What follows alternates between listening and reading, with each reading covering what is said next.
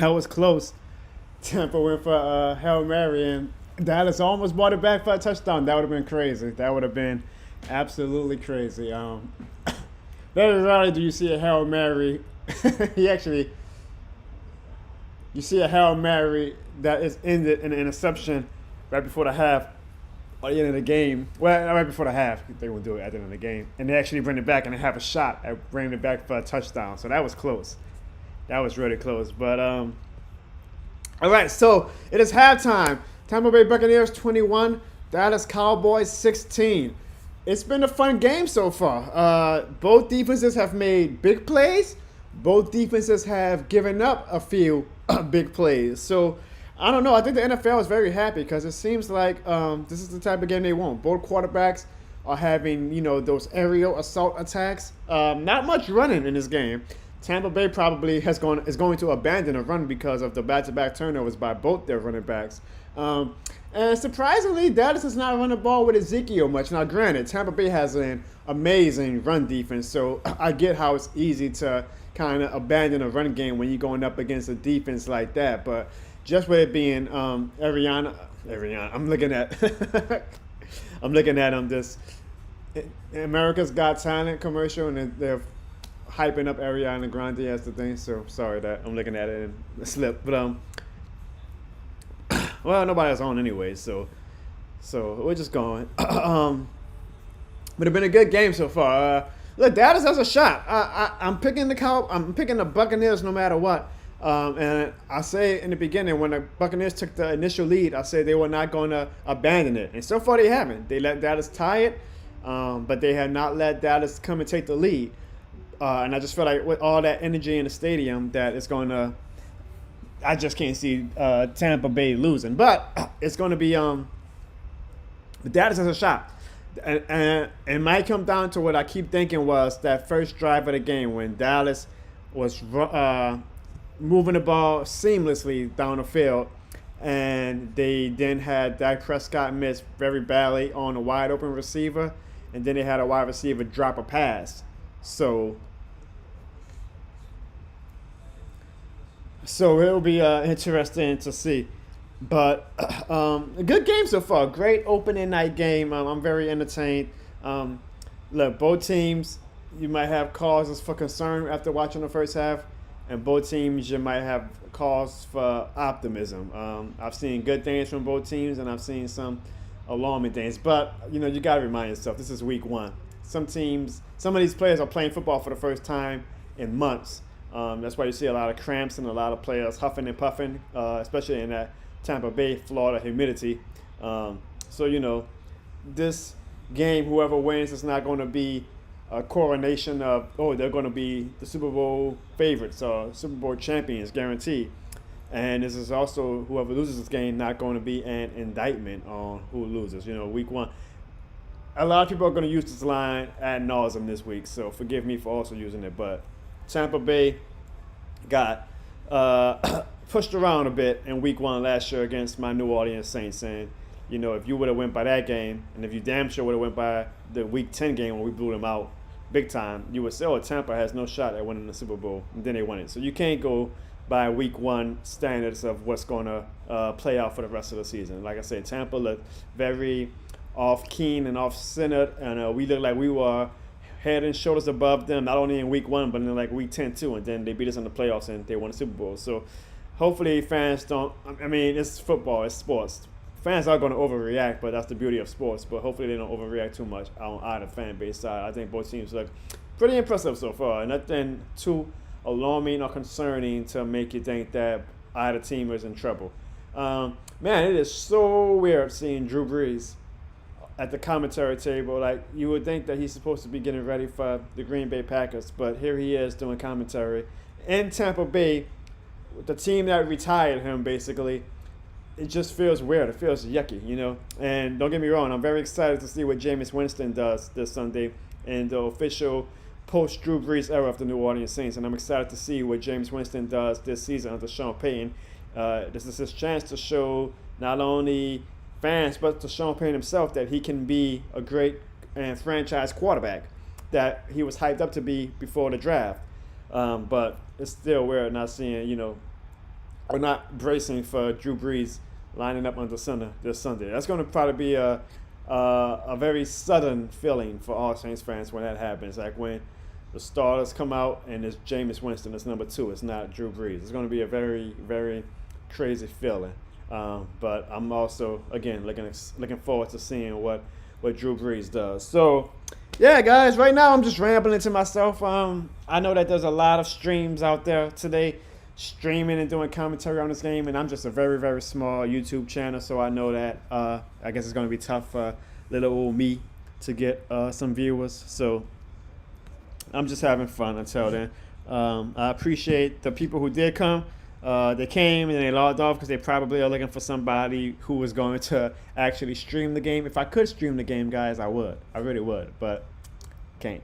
YouTube has this little thing where they strike you with reckless abandonment if you stream NFL or any sports games. So I can't do it. But I do have the scoreboard up, and yeah, hopefully people come back in the second half and we just have some fun, talk some football. I might do this for week 1 Sunday when the Saints play the Green Bay Packers. I might. I'll let you know now. I'm a little bit more intense during Saints games. I get a little. Now, granted, I don't have as high expectations for the Saints this year as I've had in years past, the past 4 years to be exact. So I might be a little more calm, but if I do live stream myself for the Saints game this year, this week in week 1, just know that I'm not crazy. I'm not a psychopath or anything. I just get very, very emotional like most Louisianians during Saints games. But it should be fun. Unfortunately, I was supposed to go to the game, but Hurricane Ida happened, so now the game is being held in Jacksonville, Florida. Shout out to Jacksonville for hosting the game on a short notice. I was going to do a vlog at the game.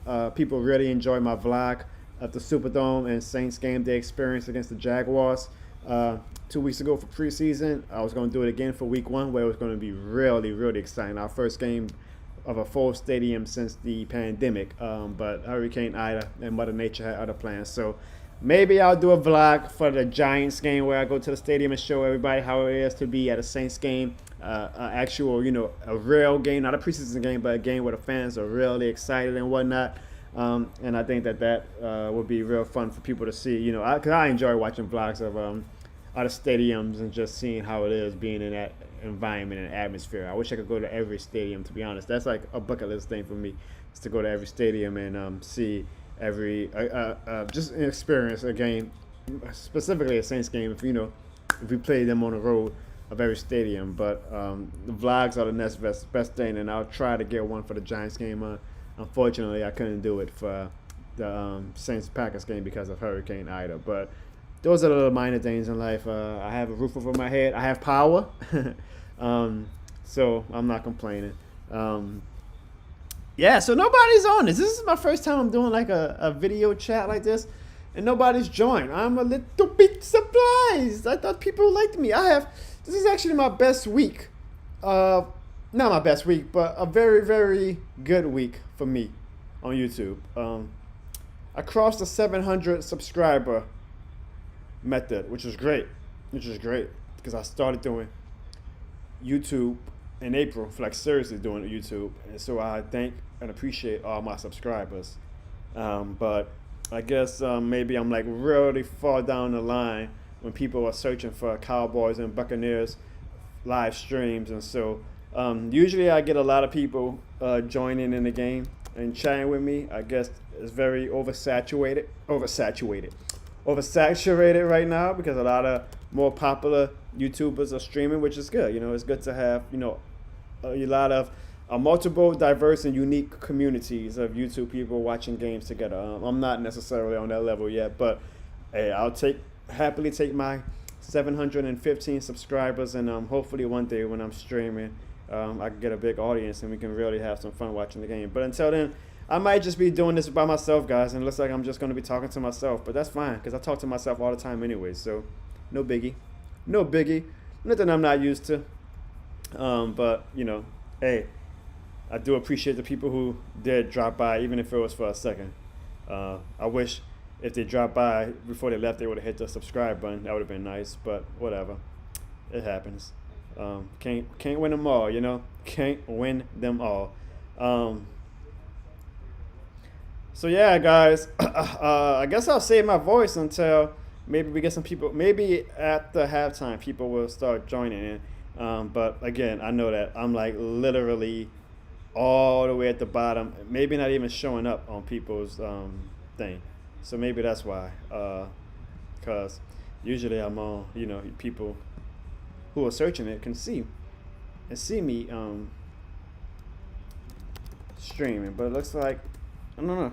I guess YouTube doesn't want to push me today, which is sad. I was really looking forward to talking with some fans today, but looks like it's just not popping for me today. It happens. It happens. It's part of life. And again, like I said, a lot of people are streaming right now, streaming this game in particular. So I'm not surprised that my channel necessarily isn't one of the ones that's coming up YouTube to push to the front. So I guess, guys, I might have to cut this short. All good if I do. No worries. Is what it is. I'll probably stay a little bit for the third quarter and see if anybody joins. But if not, hey, I had a good time trying this out. And again, I'll probably do the Saints and Packers game. Yeah, because you see, I'm going down the list now, and I don't even see my stream picking up. So, I mean, there's no way for people to join the stream if YouTube isn't necessarily pushing it out there. So it's okay. It happens. I'm a small YouTuber, and YouTube wants me to prove myself, I guess. So I'm not expecting a lot of people to join, except probably subscribers. And if people do join, usually they join like this person just did, and then they leave. So I'll stay for a few more minutes, but you know, I don't want to waste anybody's time, mainly mine. So it's all good, guys. I appreciate it. We'll try this again another time. If nobody joins. But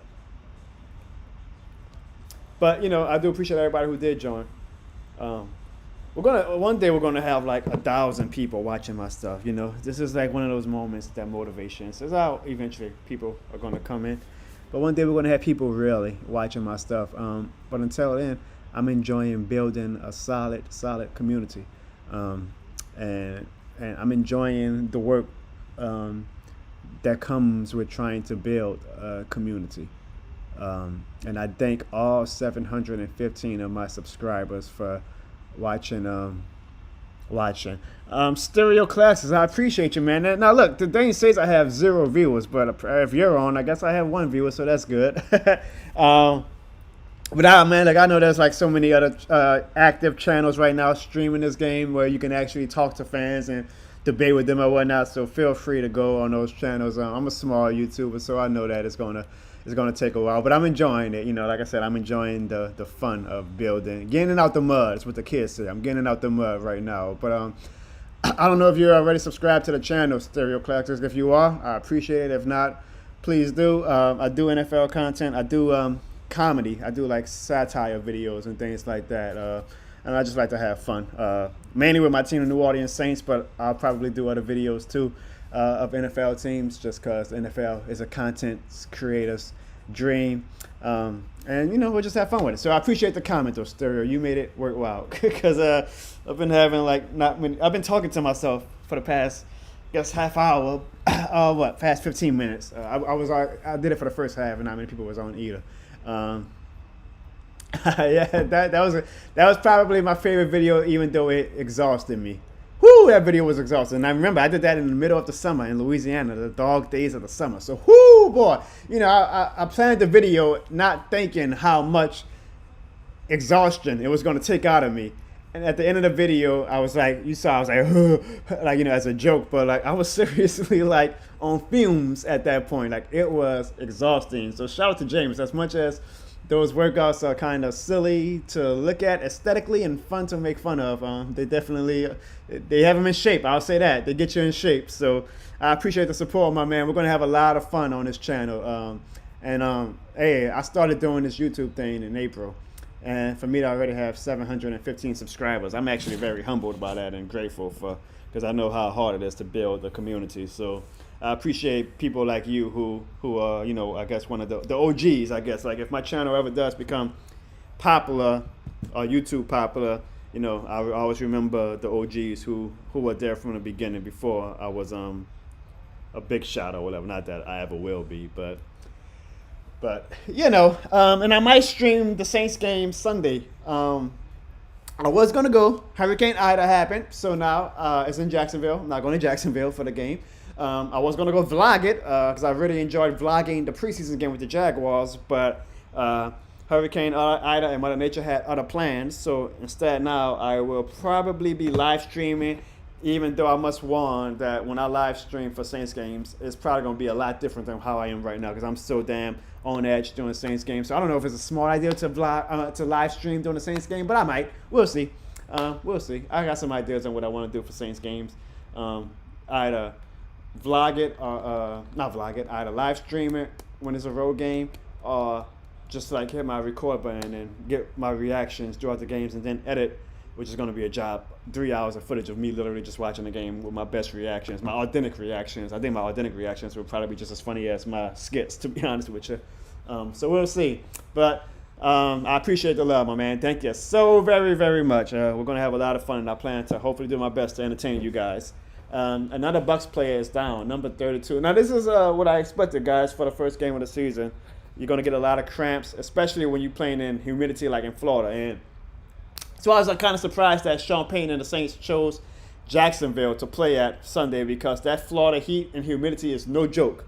And I'm assuming we're going to be wearing our white and gold, and we're going to make the Packers wear the dark color uniforms as an advantage. But boy, that Florida humidity in week one, like when your body is just starting to get back up to speed with NFL football, that's going to be something else. So you see a lot of the players right now cramping up, and that's Edwards of the Buccaneers. So hopefully he's not out for long, because if he is, he's walking up now. Like I said, it's probably just cramps or whatever. The Buccaneers already lost Murphy Bunting for the game, and likely for a few weeks after. So they're already pretty thin at cornerback. And you don't want to be thin when you have CeeDee Lamb, Amari Cooper, and Randy Gallup lined up against you. But I'm expecting a lot of week one, not injuries per se, but a lot of players getting cramps and whatnot. Ziggy, my man, what's up? Ziggy, man, I was thinking about you. Hey, for the two people who are actually watching, my man Ziggy does a much, much more professional and better podcast than me, and he is a beast at it. So I really need to get with him so he can show me the ropes a little bit. And honestly, what I really want to do is just kind of take his platform, and I don't want to say we'll do like a crossover event where like he already has his amazing platform for his stream, but we'll just put it on my channel during like Saints games or whatever, because his channel isn't necessarily about the Saints. His is about it's about the Saints and sports, but it's also about wrestling. It's also about video games and some of his hobbies. So like we could do a Saints podcast where I just take his stuff, but he like crosses over and let me borrow his platform or whatever. But we put it on my channel, and that way, because Ziggy has a way where he can get like multiple people on a stream at once, and it'll be great to have like him, me, some of my family members. I like to think that we're pretty entertaining, and now that I have 715 subscribers, I would love to start getting my friends and family out there visibly as well to build somewhat of a brand. It's the John O'Bones channel, but there's definitely some talent in my family and friends that I want to showcase as I gradually build my channel. So hopefully me and Ziggy can work something out where we can do it. Maybe not even during games, but I just, on a regular day, we'll do a Saints recap week or something like that. Yeah, you see, that's what I'm talking about, Ziggy, where, you give me the login, and that way, we can do it from your platform, but we'll just broadcast this specific episodes on my channel, and we just talk Saints. And with the fellas and family, I think everybody will find this pretty entertaining. So shout out to my dog Ziggy Dog. If y'all see him in the comments, for the 2 people who are actually also watching, show his channel some love, man. He's a great quality streamer. Like I said, he's a much better streamer than me. I'm more of the vlogs and the skits and preconceived content. My man Ziggy is a professional streamer. He's damn good at it, and I'm proud to call him a friend and I guess an associate too. Now that we're both in the content creation game, so I look forward to doing some stuff with him. Actually, he was a bit of an inspiration for me. He had me and some of my family members on his podcast earlier this year, and I thought it went real well. I thought it was pretty funny. For people who watched it, granted, people who watched it were like our family and friends, so they were a little biased. But they were like, "Oh, you guys were great." So it kind of gave me a bit more of a push to say, "Well, shoot, let me try to do." I see my dog Ziggy doing his thing. Maybe I want to do my thing too and see, not streaming, but make some content as well and see if it resonates with people. And it has. I mean, YouTube I've been doing pretty good at. 700 subscribers in 6 months is damn good. I'm very happy at that. Twitter, I'm really taking off. Twitter, I'm blessed. I think I'm close to, that was almost a pick.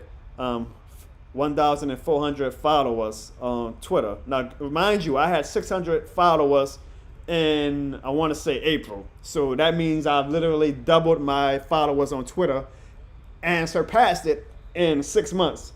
So my stuff is really taking off on Twitter, and I'm excited. I'm mad excited to see what we can build on Twitter.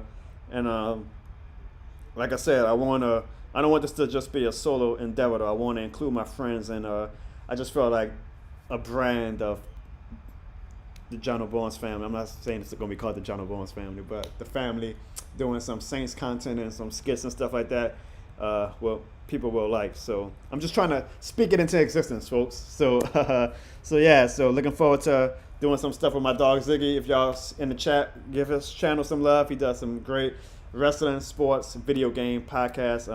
I'm a big fan. I'm not saying that because I'm a friend of his. Like, I do genuinely think he makes good. Look, one thing about me and my family and friends, we are very transparent with each other. Like, if we do something that we think is trash, we'll tell them that, hey, this shit is trash. My dog Ziggy doing some good work, so I appreciate the love, Ziggy. Thanks for hopping in for a little bit. All right, guys, back to the game.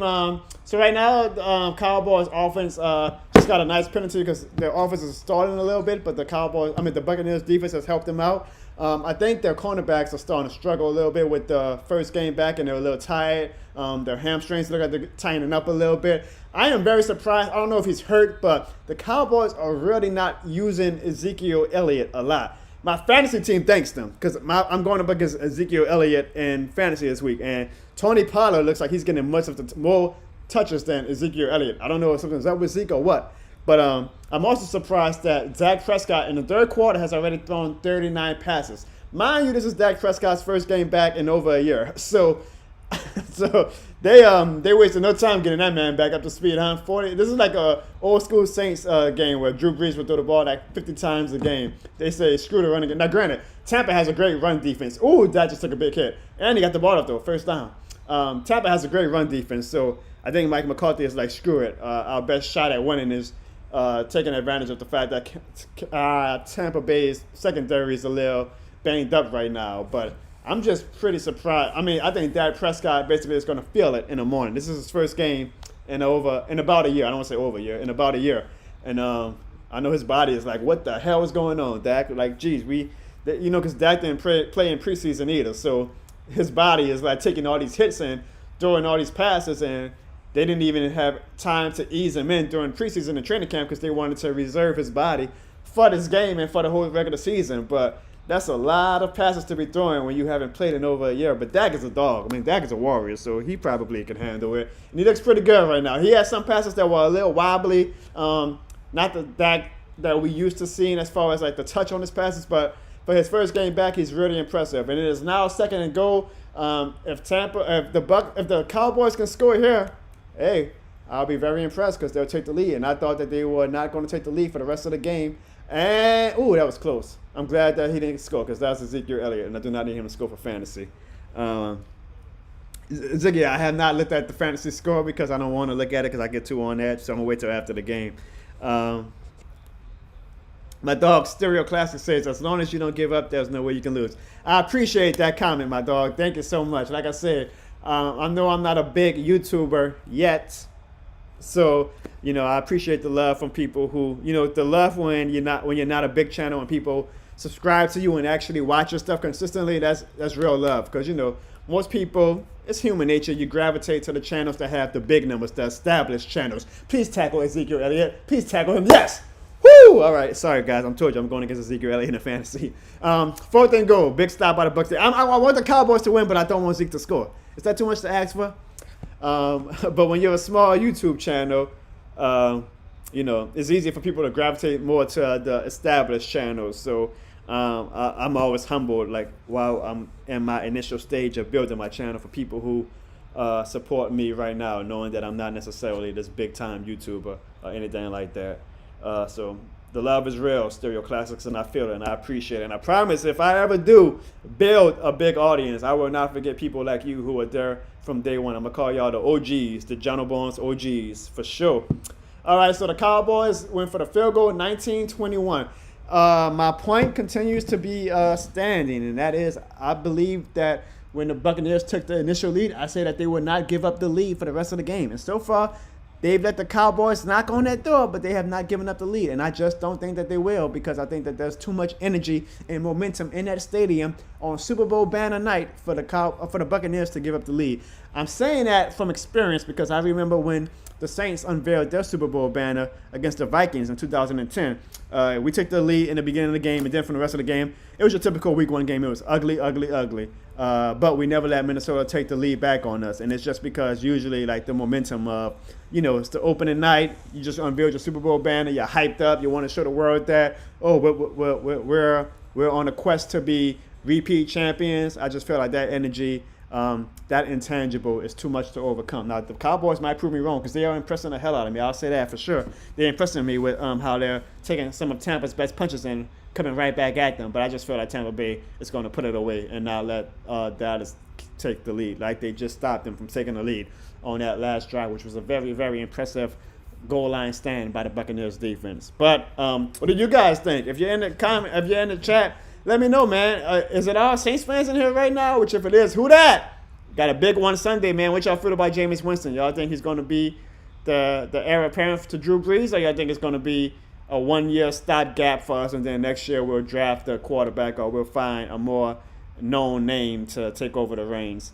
Or I don't know. Do you think that the Saints are going to be good this year or bad? What do you think? I'm not going to lie. Initially, I was like, oh, the Saints are going to be bad this year, and I'm okay with that because we had a great 4-year run. No Super Bowl, but we had a great 4-year run. But, as the season got closer and closer, your fandom starts coming out, and you're like, well, maybe we're not going to be that bad. And so I'm starting to think or believe that at worst we can be a wild card team. At worst. Now, at first I thought that at worst we were going to be like 7-10, 6-11, but I'm starting to think that we just have too much top tier talent to be a bad team. Like we still have Marshawn Lattimore, we still have Cam Jordan, who I hope isn't starting to show his age. We still have, in my opinion, one of the best offensive lines in the league. We still have Alvin Kamara, in my opinion. Tell me if I'm wrong in the comments. Alvin Kamara is the best running back in the league. I know I'm biased. We still have Demario Davis. So we have top-of-the-line talent. I just think our depth took a lot of hit this offseason, which made me think that, we probably aren't going to be a playoff team. But if Jameis Winston can simply do like what Ryan Tannehill did with his career resurgence in Tennessee, and he doesn't have to be Aaron Rodgers, he doesn't have to be Russell Wilson, he doesn't have to be Dak Prescott, he doesn't have to be Mahomes. He just has to be like a solid contributor to a team and not get in the way with stupid turnovers and stuff. We could be a good team still, and maybe we'll go on a crazy run when Michael Thomas gets back and some of our other guys gets back from suspension, like David Onyemata. I don't know. That's me looking at it from a glass half full standpoint. From a glass half empty standpoint, we lost too much talent. We lost our Hall of Fame quarterback. parity is rampant in the NFL, we're probably not going to be a great team or even a good team this year. But I hope I'm wrong. Sunday will be a big test to see how we look against Green Bay. Even if we lose, but we give them a fight, I'll have a little bit of optimism that we can be a wild card team. And then, once you make it to the playoffs, you just hope that you get hot like Tampa Bay got hot last year. You don't have to.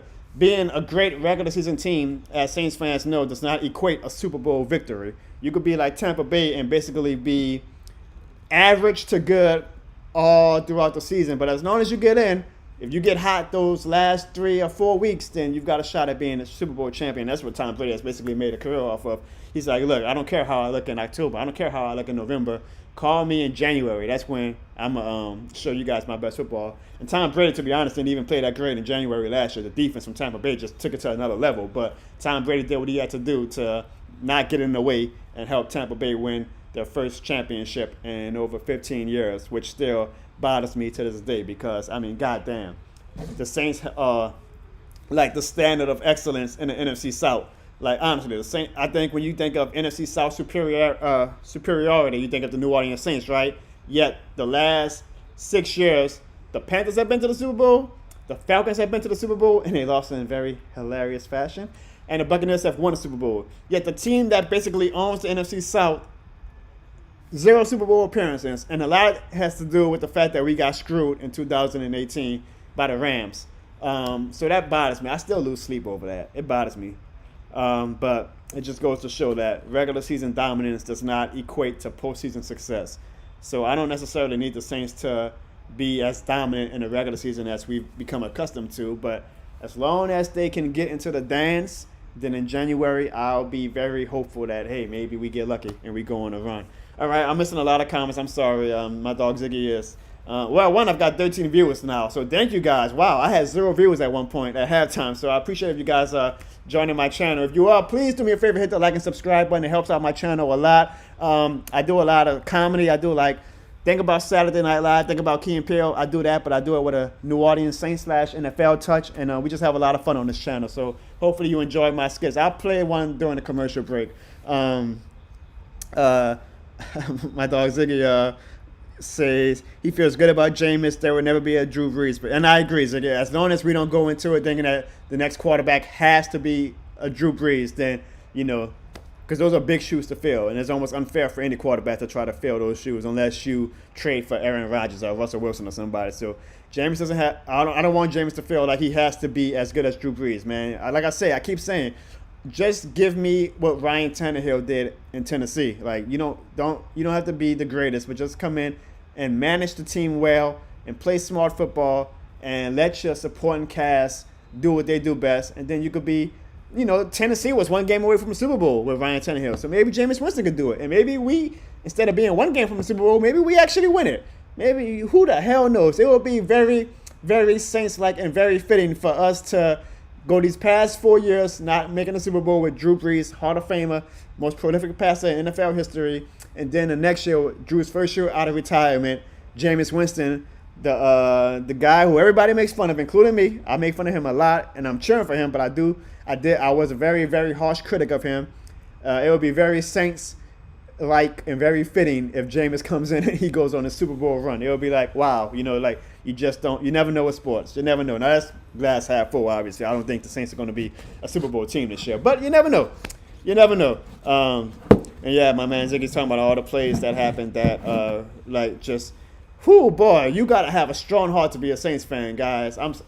Please, if you're in the comments and you're not a Saints fan, let me know what fan base has had it tough for the past 4 years. We had to deal with the Minnesota Miracle, which I thought was going to be my most dejecting play of all time. And then literally the next year we get the no call, which literally would have brought us to the Super Bowl. Like, if they would have made that call, we would have had a chance to kick a 20-yard field goal with the clock running out.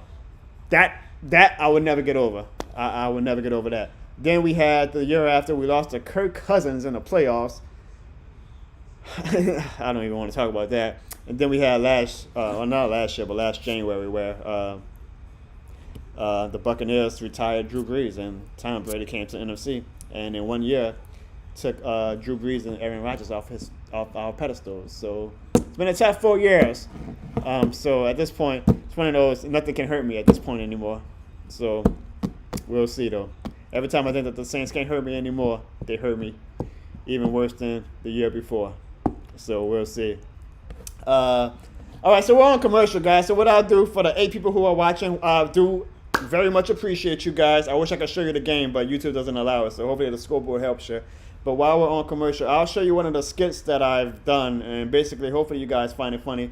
Again, my YouTube is basically satire and comedy, and we just like to have fun on this channel. So hopefully you find my stuff funny that you would want to come back. I'm going to have a lot of fun this season, especially with the Saints, but with the NFL in general. And hopefully you guys enjoy my content. This one I call How the Referees Treat the New Orleans Saints.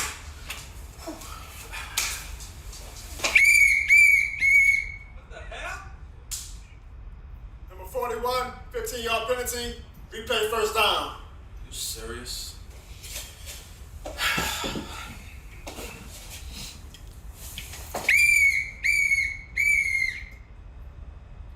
a penalty on the Saints. The ball replaces the spot of the foul. It remains first down. Are you serious right now?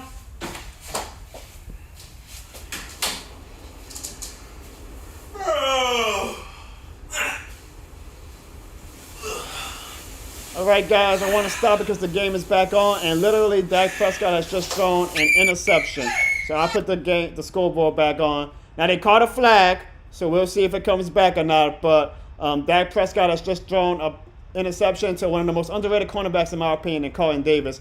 There's a flag on the play. Let's see what the call is. I can't show the game. Maybe you guys can hear it though. If you can hear it in the comments, let me know if you can hear the TV. I can't show the game, but I can let you hear it at least. For a little bit. This is tough for the referees because it's Tom Brady versus the Cowboys. It's two of their favorite people.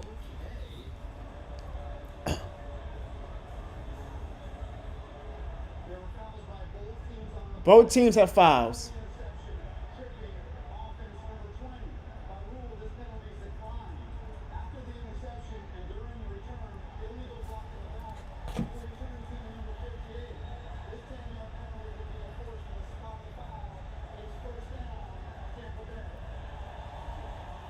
So, if you guys heard that,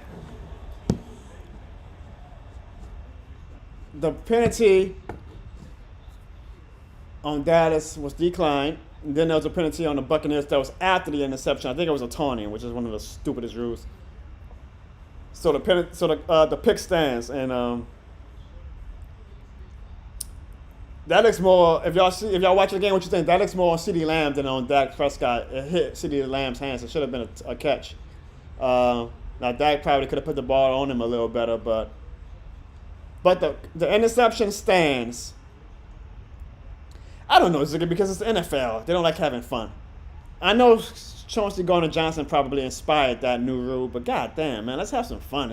It's sports. It's supposed to be fun. It's supposed to be stupid. It's supposed to be entertaining. Big throw and catch from Tom Brady to Rob Gronkowski. This seems like the point in the game where Brady is going to try, and I don't want to say go for the dagger, but like kind of put Dallas out their misery and say, yep, you guys are not coming back. I'm not going to allow it. If they get a touchdown here, the Cowboys will have a very, very uphill battle to go with.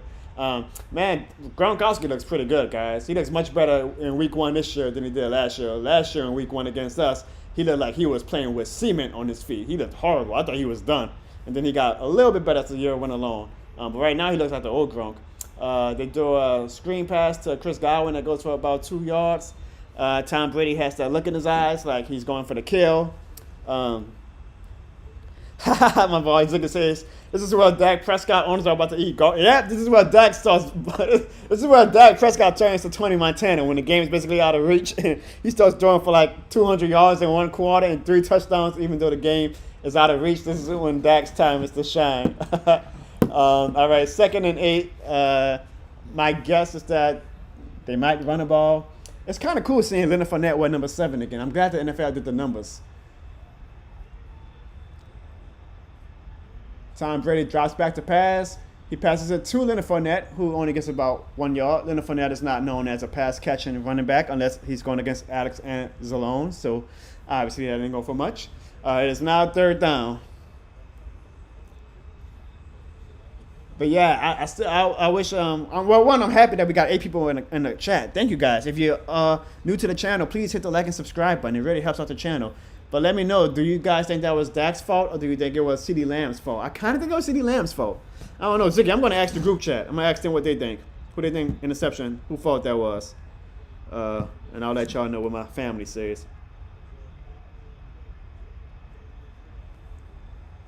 Third down, they blitz. And Gronkowski beats the blitz for a touchdown. Beautiful by Tom Brady. That's what 22 years in the NFL does. You read the blitz, you take the pressure in your face, and you find the open receiver who is scripted in the playbook to call upon when the blitz is occurring, and they get a touchdown out of it. Like I said, Gronk looks so much better in Week 1 this year than he did last year. So now the score is, guys, 27 Tampa Bay Buccaneers to 19. Dallas Cowboys about to be 28-17 if the kicker is worth a damn. I don't see Dallas coming back, guys. I say this in the first quarter when nobody was watching on the stream with me, but I say once the Buccaneers took the lead, I didn't see them giving it back up because there's just too much energy and momentum in that stadium because all the fans are bucked up and drunk. First game back, they just raised the Super Bowl banner. They're not letting the Buccaneers lose. So, yeah, I guess we're going to get a lot of same old Cowboys after this game. But the game is not over yet. Plenty of time. Dallas has a hell of an offense. I'm sure they could get some points on the board. I honestly think that Dallas has looked pretty impressive up until that turnover. Now, they've had, at this point, I think 2 turnovers. But, you know, they're also going against the, I hate saying this, they're the champs. They're the best team in the NFL until somebody knocks them off their pedestal. So they've looked pretty average or decent against the Buccaneers. To say that, you know, obviously the Cowboys were not a playoff team last year. So, you know, it's not like, you know, even though you would think that they were a perennial playoff team with the way the media covers them. Speaking of, that reminds me of a skit that I did that I can show you guys while we're on commercial. It's called How the Media Treats the Dallas Cowboys. Let me see if I can quickly put it up for you guys. I'll play a little bit of it while we're on commercial until we get back to the game. Training camp is here, folks. Training camp is here.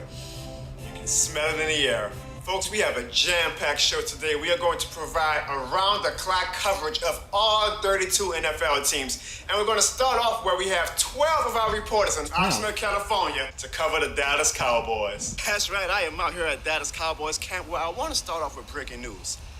Dak Prescott threw 25 passes today, guys. I know that is huge news, and we will continue to break in if he throws another pass, but I want to show you guys right behind me, the Dallas Cowboys offense and defense are in an intense scrimmage right now as they battle for another 8-win season. Now, from what we can see, the Dallas Cowboys offense is in scoring position against the Cowboys defense.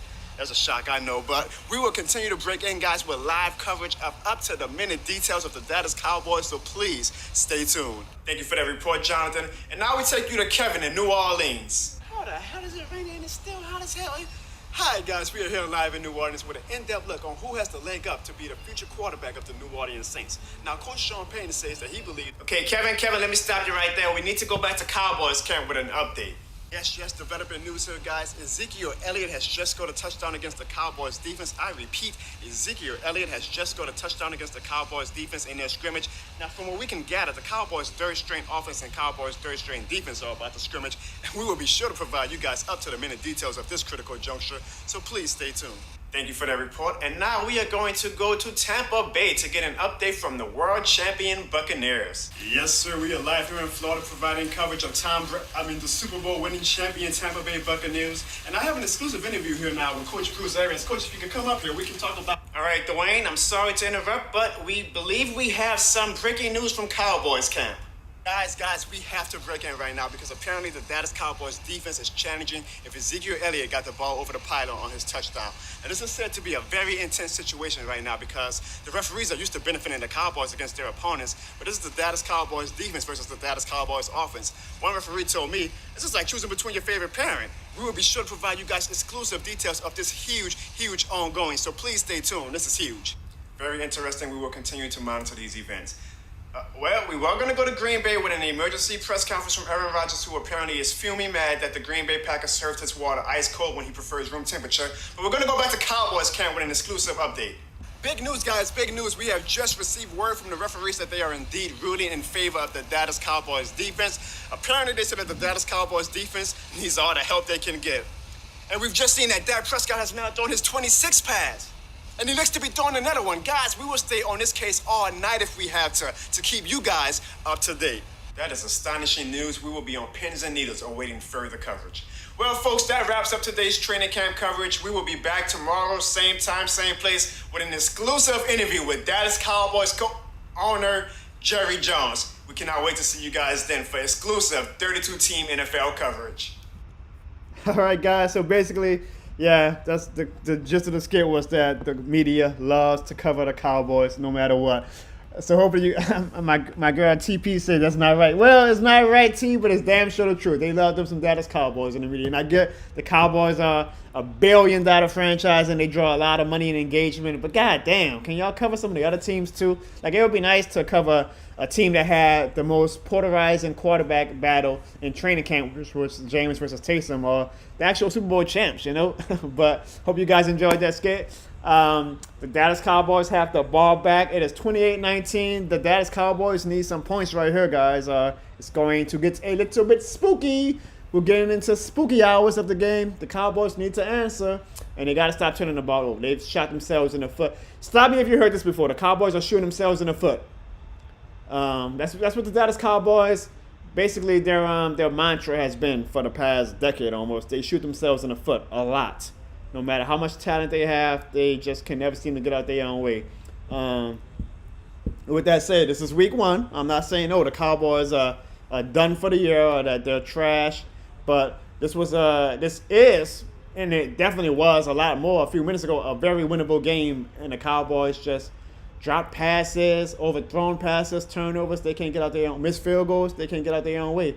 And not that I'm basing one game of what they're going to be this year, but I also believe in when somebody shows you who they are the first time, believe them. And the Cowboys have made it a habit of always being a team that shoots themselves in the foot. So, this game isn't going to do anybody any optimism that, they've turned over a new leaf and now they're a great team and that they've battled their demons of shooting themselves in the foot. So I appreciate the love, TP. I don't even know, T, are you I don't believe I've seen your face in any of my past streams videos. So if you're new to the channel, welcome. If you aren't, if you've been a subscriber, I appreciate it. If you're new to the channel, thank you for joining me tonight. We have a lot of fun on this channel, and I do a lot of comedy skits of NFL teams and mainly the New Orleans Saints, who that, but other teams as well. So I hope you enjoyed that one and other ones on my channel. And I have 13 people watching, which, hey, for a small channel, that means a lot to me. So if you are new to the channel, please hit the subscribe button. It helps me out. I'm trying to build a nice community where we can have a lot of fun and jokes and laughs. It's all love. I have no hate for any NFL team besides the Falcons. So anytime I make fun of your team or anything like that, trust me, it's all an entertainment. Sports are supposed to be fun and entertaining. So my boy Ziggy said that East Division is still weak. I don't know, Ziggy. I think I got a funny feeling that Washington is going to take a leap this year, but we'll see. We'll see. 3rd and 1, big third down. They do a play action. And they get the first down to, is that Jarwin or is that Schultz? It's Schultz. I should have picked up Schultz in fantasy. I picked up Blake Jarwin. I thought Blake Jarwin was going to be the number 1 tight end. Are there any Cowboys fans in the chat? Why didn't nobody tell me that Schultz was the number 1 tight end and not Blake Jarwin? I mean, come on, man. So Dak Prescott is 34 of 46 for 310 yards, 2 touchdowns, and a pick. This is his first game back, guys, in about a year. And he already has 46 passes, and it's not the 4th quarter yet. That boy is going to be sore as hell tomorrow. 1st and 10. They're in the 30-yard line. Don't throw to Zeke. All right. And he gets, oh, no, what a nice play by Dak. He got out the sack and got about 2 yards out of it. That's impressive.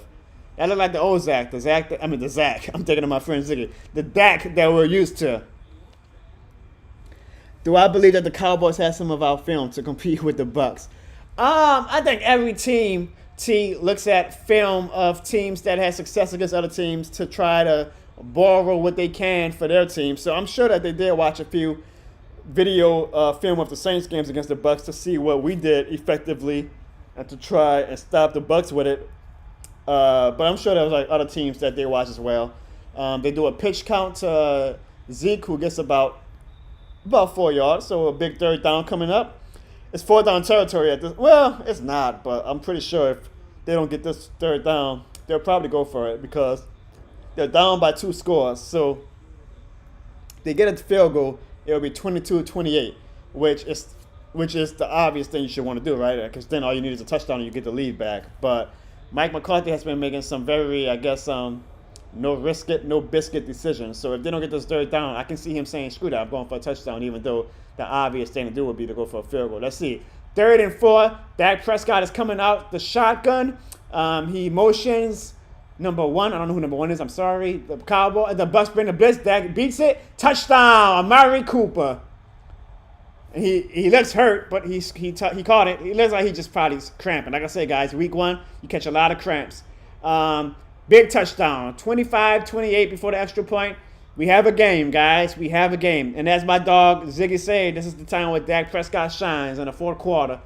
The 4th quarter when the Cowboys get behind, that's when Dak turns to Joe Montana. Ice Cream Man 504. Who that? Yes, indeed. Who that? Let's get a win Sunday, my man. Let's get a win. Let's beat Green Bay and start the Jameis Winston era off on a good note. My man Rich Taylor says no good. Are you talking about the touchdown or the upcoming PAT? Because that was a touchdown, my man. That was an obvious touchdown. Now, you're talking about the kicker for the Cowboys. Yeah, he might miss because he sucks. But this is the same kicker. Hold on, let's see. And he makes the extra point. So 26-28. Buccaneers still winning, but big touchdown by the Cowboys offense. The Cowboys kicker is the same kicker who made the goddamn 57-yard field goal in the 2019 NFC Championship game to send the Rams over the Saints in the Super Bowl. Oh, God, I can't believe that. He made that, but today he missed like a 20-yarder and a 31-yarder. Like, what the hell was that in 2019? God damn it. Boy, the Saints have some bad luck. Rich, my man, well, hey, welcome to the chat, man. I appreciate you joining. Look, I make fun of the Bucs. I'm not going for you guys, obviously. It's who that all day. But, I got a lot of respect for you guys. I appreciate you dropping by the chat. I'm enjoying this building Saints-Buccaneers rivalry we've developed, I guess, really this past year. But hopefully we can carry it for a few more years with Jameis Winston now being our quarterback. But hey, Rich, let me know in the comments. Do you think you guys are going to repeat? Y'all have a hell of a team, my man. Hell of a team. Y'all defense does not look as good as it did in the playoffs today, but it's week 1, so, I'm not putting it as an indictment on y'all for the rest of the year. But let me know in the comments, Rich, what you think y'all prediction is for your team's outlook is for the season. And thanks for joining the chat, and welcome to the channel. We have a lot of fun on this channel. I do a lot of NFL and Saints and NFC South satire and comedy. So if you're new to the channel and this is your first time, please hit the like and subscribe button. I don't care about the like button. I mean, you can if you want, but the subscribe button really helps me out. I'm trying to build a nice little community and have some fun with some NFL fans. And I'm an equal opportunist. I make fun of the Saints, and I really make fun of the Falcons and sometimes the Bucs and the Panthers, but I'll make fun of every NFL team. It's all entertainment to me. So, hey, my dog Ziggy. Ziggy's like the moderator of my chat right now. That's my best friend, guys. You welcome everybody to the chat. And there, y'all, if y'all have time, check out Ziggy's channel, too. He does a great podcast on video games, sports, wrestling, anything you can think of. He's a man. He's like a Swiss. He's like the Taysom Hill of podcasting. He does everything. A Swiss Army knife. A man of many talents. So check out my dog Ziggy. Ziggy the Beast. My man Rich said health issues will arise. He's been a fan from 1974. Well, Rich, I'll tell you what. Even if you guys have health issues or if you guys have a down year, nothing can beat what you got to experience last February as the first team to win a Super Bowl at their own stadium. Granted, because of COVID, it was in a full stadium. You guys couldn't party and celebrate the way you really wanted to, but that still was probably a very special moment for you. Congratulations, my man. Look, the Saints fan base, we may not say it, but we're very jealous, and we are very mad that you guys retired Drew Brees and that you guys came to our home after we swept you guys and beat us in the most important matchup. So I hope you enjoyed your little Super Bowl run last year, and I do think you guys are going to be good this year, so you might be back in it this year. We'll see. You got the GOAT, so you never know. Kimberly Watson says that the Bucs are suspect. The Cowboys' defense is trash. Yeah, Kimberly, but it's only week 1. You can't put everything. Look, last year in week 1, we didn't dominate Tampa Bay, but we made them look like like they wasn't on our level, and 6 months later they were holding up the Lombardi Trophy while we watched from the couch. So you can't put too much stock into week one. Now you want to talk about just this specific game? Yes, the Buccaneers defense looks very suspect, and the Cowboys defense also looks a little suspect. But it's only week one. I'm not making this an indictment on either team. There's so much more football to be played, and it's 17 games now, so there's a lot of football left to be done. And I'm not going to, critique or declare the season is over for either team. I think both teams actually look pretty good to me right now, to be honest with you. I think both teams might be playoff teams. I know it might be weird to say for the Cowboys, but the Cowboys are putting up a good fight. I mean, they really are. They are coming into a hostile territory. The Buccaneers fans are energized. They're drunk. They're excited about the Super Bowl banner. And the Cowboys should be winning, guys. I keep saying that. They shoot themselves in the foot too damn much. The Cowboys should be winning. Now, this is nice hit. Nice tackle for a loss. Or a flag on the play. We'll see if it comes back. The Cowboys should be winning because they had a lot of scoring opportunities that they either missed field goals or dropped passes and whatnot, and this is typical of the Cowboys. They the franchise that is synonymous for shooting themselves in the foot. But they're impressive if they can actually stop shooting themselves in the foot. This is a very winnable game. They should be winning. Hey, Rich, did you go to the boat celebration or did you watch it on TV? My girl Kimberly says she's going to critique everybody, even the Saints. Hey, critique away, Kimberly. This is a safe zone. We're here to have fun, but we're here to get our opinions off. And no offense taken on any critiques that you have to offer. I'm sure you're going to have a lot of critiques about our team this Sunday. But long as we get that win, right? Who that? Long as we get that win, we can. Hey, I know. Some games are prettier than others, and you want to always win by 28 points and blow teams out. But shoot, I always say, when that clock hits 0-0-0, as long as the Saints have one more point than the other team, then I'm good. I'm good. Speaking of, I guess, so I was supposed to go to the game Sunday, the Saints-Packers game. I'm a season ticket holder. Obviously, Hurricane Ida happened, and if I have a few New Orleans or Louisiana residents in this chat right now. I hope that you guys are doing good and safe and well and have power after Hurricane Ida. I took a bit of damage on my house, but nothing too crazy. I'm blessed. I hope you guys are staying safe. This is the time of year where Mother Nature can be quite enemy to us. So hopefully everybody who's in this chat who was affected by Hurricane Ida is doing good. But I was supposed to go to the Saints-Packers game this Sunday at the Superdome. I was real excited about it. I was going to take my camera. I was going to vlog it. If you go on my channel right now, you'll see I did a vlog for the preseason game against the Jaguars that got 3,000 views. People really seem to enjoy that, and I like to make my vlogs immersive where I want you to feel like you're actually there when you watch one of my vlogs. And I was going to do it for the Packers game so people could see how it is to be at a Saints game.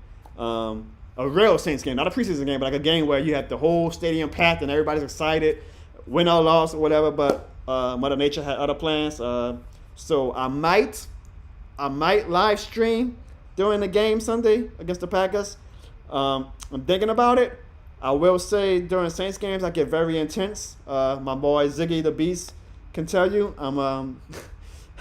I say a lot of things that I regret, not offensive, but I have a lot of hot takes. Me and my family, we have a lot of hot takes that just don't make any sense when you look back on them. But we get very emotional. So I don't know if I want that documented on camera, but I might live stream the game. And if I do live stream the game, I hope you guys come and join me. And we'll have a lot of fun Sunday watching the official start of what hopefully is a good era, and that is the Jameis Winston era. My boy Rich said he's in Tampa, North Florida now. Hey. Shout out to Tampa. Florida's one of my favorite states. Hot as hell, but one of my favorite states.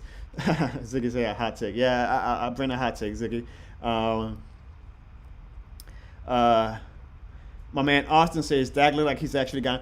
Austin, I think Dak, is a MVP type player. It's just that the Cowboys always shoot themselves in the foot that they never have a record good enough to be up for these awards. But all right, so first down, and they hand it to Fournette, who gets a good little chunk of yards, about 5 yards. This is a game, guys. This is going to be a good game. The Bucs have to respond, because if the Bucs do not score here, I fully believe that the Cowboys will at least get a field goal and take the lead. Now, my prediction is that the Bucs will score. I said this in the first quarter when I only had like one person watching, but I say when the Bucs took the lead, the initial lead to go up 7-0, I say the Bucs are not going to give up the lead for the rest of the game because there's just too much energy and momentum in that stadium. So far, I've been right. The Cowboys have come close, but they cannot get over that hump of taking the lead. So we'll see if I'm wrong or not. But so far, the Bucs are playing, short yardage plays right now. They don't have to force anything. They have the lead. They're just trying to get in scoring position. Rich Taylor says the Superdome. Hey, Rich, I think the Superdome, I'm biased, is probably the best, if not the best, top 3 game day experiences. Now, I'm not saying the best stadium. I know there's a ton of stadiums better than the Superdome, but as far as an actual game day experience, you cannot beat the Superdome in New Orleans. We know how to throw a party, win or lose. Super Bowl Lenny. Yeah, Rich, we know all about Super Bowl Lenny. We would be cheering for him if he didn't do it against our damn team because he's an LSU Tiger, but why did he have to do it against us? Big third down conversion from Tom Brady to Mike Evans. Boy, Mike Evans really gets lost in the shuffle. I think that's Mike Evans' first catch of the half. He gets lost in the shuffle because they have so much talent on the Bucs. But, man, Mike Evans, because look, I think Antonio Brown is a better player than Mike Evans, just talent-wise, which isn't a diss against Mike Evans. Mike Evans is extremely talented, but it becomes a numbers game when you have so much talent that, can't everybody get the ball. Evans looks a little hurt, but it's also week 1. It looks like he might be cramping up. You got Evans, you got Godwin, you got Antonio Brown, you got Gronkowski, you got Fournette. Is O.J. Howard, has he even played yet? There's a lot of talent on the Bucs, so somebody's got to take the fall, Now, granted, next week Mike Evans might get about 13. Damn, boy, the Cowboys put a little hot sauce on that tackle. Might get 13 catches. You just never know with the Buccaneers wide receivers who's going to be the big target of the week because they have so much talent that it could be anybody.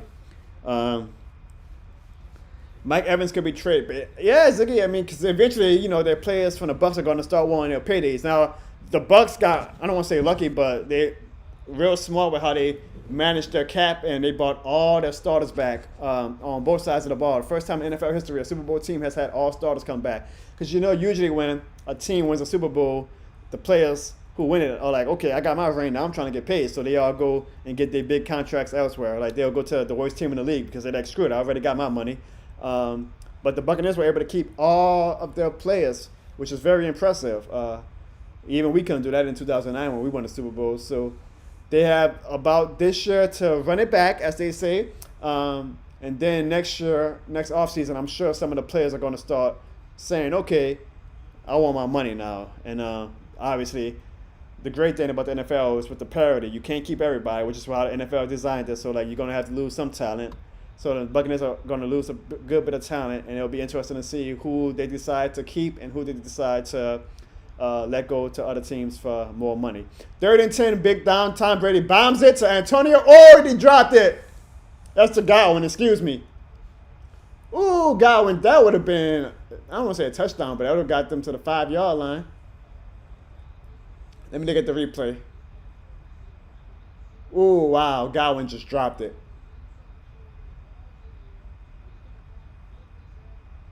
Wow, big drop. That might be, guys, what the Cowboys need to finally take this game and say, we're going to win the game. If the Cowboys cannot take advantage of that, then same old Cowboys, right? Well, lucky you, Ziggy, because that should have been a touchdown. So the Buccaneers are going to punt. And now it is time for Dak Prescott. Oh, you cannot write a better script. Dak Prescott, first game back from injury in Tampa Bay against the defending Super Bowl champions. Can he bring he doesn't even need a touchdown, guys. Dak just needs a field goal. Now, he wants a touchdown because you don't want to give Tom Brady any time back on the clock. Well, he just needs a field goal. But Dak Prescott now has the script in his hand to lead the Cowboys to a fourth quarter comeback victory. We are going to go on commercial, and we are going to – this is a good game, guys. Who you guys got? Who you think is going to win the game, the Bucs or the Cowboys? Let me know in the comments. Make your prediction right now and do not walk back on it. Let me know right now before we see any other play. Who do you think is going to win this game? Do you think the Cowboys are about to make a comeback, or do you think the Bucs are going to hold strong? Rich, it's not preseason, my man. This is the regular season, homie. This is the real deal. This is not preseason. Austin says that the Cowboys got to hit Brady. Brady gets hit. Yeah, Austin. Look, as a Saints fan, we know because we hit Brady up pretty good in October when we beat them by like 40 or 35 points. And you saw what happened. He threw like 4 interceptions, and he gets shook. Then we come for some reason and get to him in January, and we didn't. He didn't dominate us in the playoffs.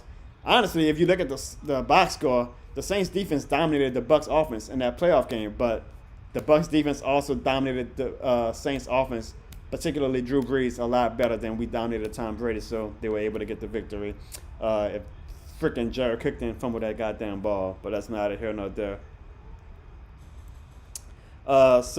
Yeah, but my man Rich, this is the regular season, my man. This is not preseason. I'm sure you wish it was, but if you guys lose this game, that's 0-1. There's no this doesn't count. This is the real deal, baby.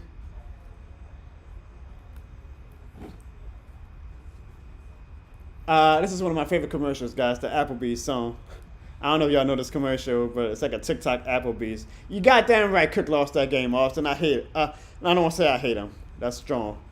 I'll never forgive him. I'll never forgive that moment. And you know what's funny, Austin? Is that Cook, if you remember when we blew out the Buccaneers in October last year, the only sour point of that game was that Jared Cook fumbled the ball. Like the whole game we dominated. It was like if you go pick one bad thing that happened in that game, it was that we were supposed to win by 40 points, but Jared Cook fumbled it like on the 2-yard line. So you would have thought that Jared Cook would be like, well, hell no, I'm not going to make sure that these mother beep make me fumble again after being the only sour point of the blowout win. And this dude still fumbled in the playoff game when we had all the momentum. We were about to score, and who knows what would happen after that. Maybe we hold on and we go play the Packers in the NFC Championship game and we beat them. But that's the Saints' luck for you. That is the Saints' luck for you. God, Bobo says the cow woman. It's not the Cowboys, it's the cow woman, huh? Yeah, they got a shot, and I think that they could do it. I really do. I'm looking forward to seeing what Dak does. Let's go. First down, they ran the ball for a 2-yard gain. It is now 2nd and 8. Let's see what the Cowboys do. A lot of time on the clock, so even if the Cowboys score, I'm sure Tom Brady will have a chance to get the ball back. All I know is one thing, is Roger Goodell is very happy right now. This is exactly what the NFL wants. A good back-and-forth scoring game with the game still on the line in the fourth quarter. Bad pass by Dak Prescott. It is 3rd and 8. Amari Cooper got a hand on the ball, but it was kind of overthrown. Dak has had a few passes today that he's really overthrew. And this is his first game back, so you give him a little bit of leeway. But we'll see how his shoulder carries out for the rest of the year, because it's 17 games now, so we'll see. 3rd and 8, big down here for the Cowboys. All right, so Dak is coming out in the shotgun. 2 wide receivers to his left, 1 to his right. 2 running backs in the backfield. He passes it, and it is over the head of Amari Cooper. Big stop by the Buccaneers defense. The Cowboys go 3 and out, and Tom Brady gets the ball back. And this is I'm not gonna say it's over. That's a lot. It's 11 minutes left. A lot of time left, but the Cowboys yet again had a shot to take the lead, and they did not. The Cowboys are one of those teams that for some reason can never get out their own way. And I guess hey, it looks like our first shot of Jerry Jones, who looks very, very pissed off that they did not get a first down. I said this in the first quarter. I said when the Buccaneers took the lead, I predicted that they would not give up the lead for the rest of the game. And so far they haven't. So far they've proven my prediction right. The Cowboys have knocked on the door, but they can't get over that hump. And I just feel like it's the energy of that stadium. When you have the Super Bowl banner unveiling, the fans are going to be excited the whole night, no matter what. So I just feel like that if it was in Dallas right now, the Cowboys might be winning. But because it's in Tampa, I just feel like Tampa's going to be able to carry out through with this. Yeah, that was bad for the Cowboys. They should have took advantage of that. God, Bodo. Rich, y'all got destroyed by us. He called us the Aints. It's all love, Rich. Yeah, y'all got destroyed by us, but y'all won the game that mattered the most. So who got the last laugh, I guess, right? Zach says, my boy Ziggy, check out his podcast. Says that ESPN made it seem like it was going to be a blowout. They said Tom Brady was going to put up 40. Whereas again, he put up 28. He has a chance to put up 40 if they get 2 touchdowns. You never know. But yeah, I felt like I knew this was going to be a close game because I think the Cowboys have talent. I just don't know if they have the wherewithal to put that talent to execution as far as being a good team. All right, guys. So we are on a commercial. If you're new to the channel, thank you for coming on. Please hit the subscribe button. It really helps out the channel as I build the YouTube community. I do a lot of NFL satire and comedy skits, so I think you guys will find it funny. I poke fun of my team, the Saints, a lot. I really poke fun of the Atlanta Falcons a lot, but I poke fun of a lot of teams, and I'm an equal opportunist. Everybody can and will get it. And I hope you guys enjoy the content as I build my YouTube community. Look, if I have time before the game comes back on, I'll show you guys another skit. I will show you guys, what's the quick one I can show you? So when Devontae Freeman signed with the Saints, I did a skit from one of my favorite shows on Martin about how Devontae Freeman used to always talk trash about the Saints, but now he was signing with us. I felt like him signing with the Saints probably went something like this. This is childish, Gina. That's all right. You want to leave league, right? I'm a man, Gina. I'm a be all right. This is childish. I want you out. I don't even know why you still here. Step. Step.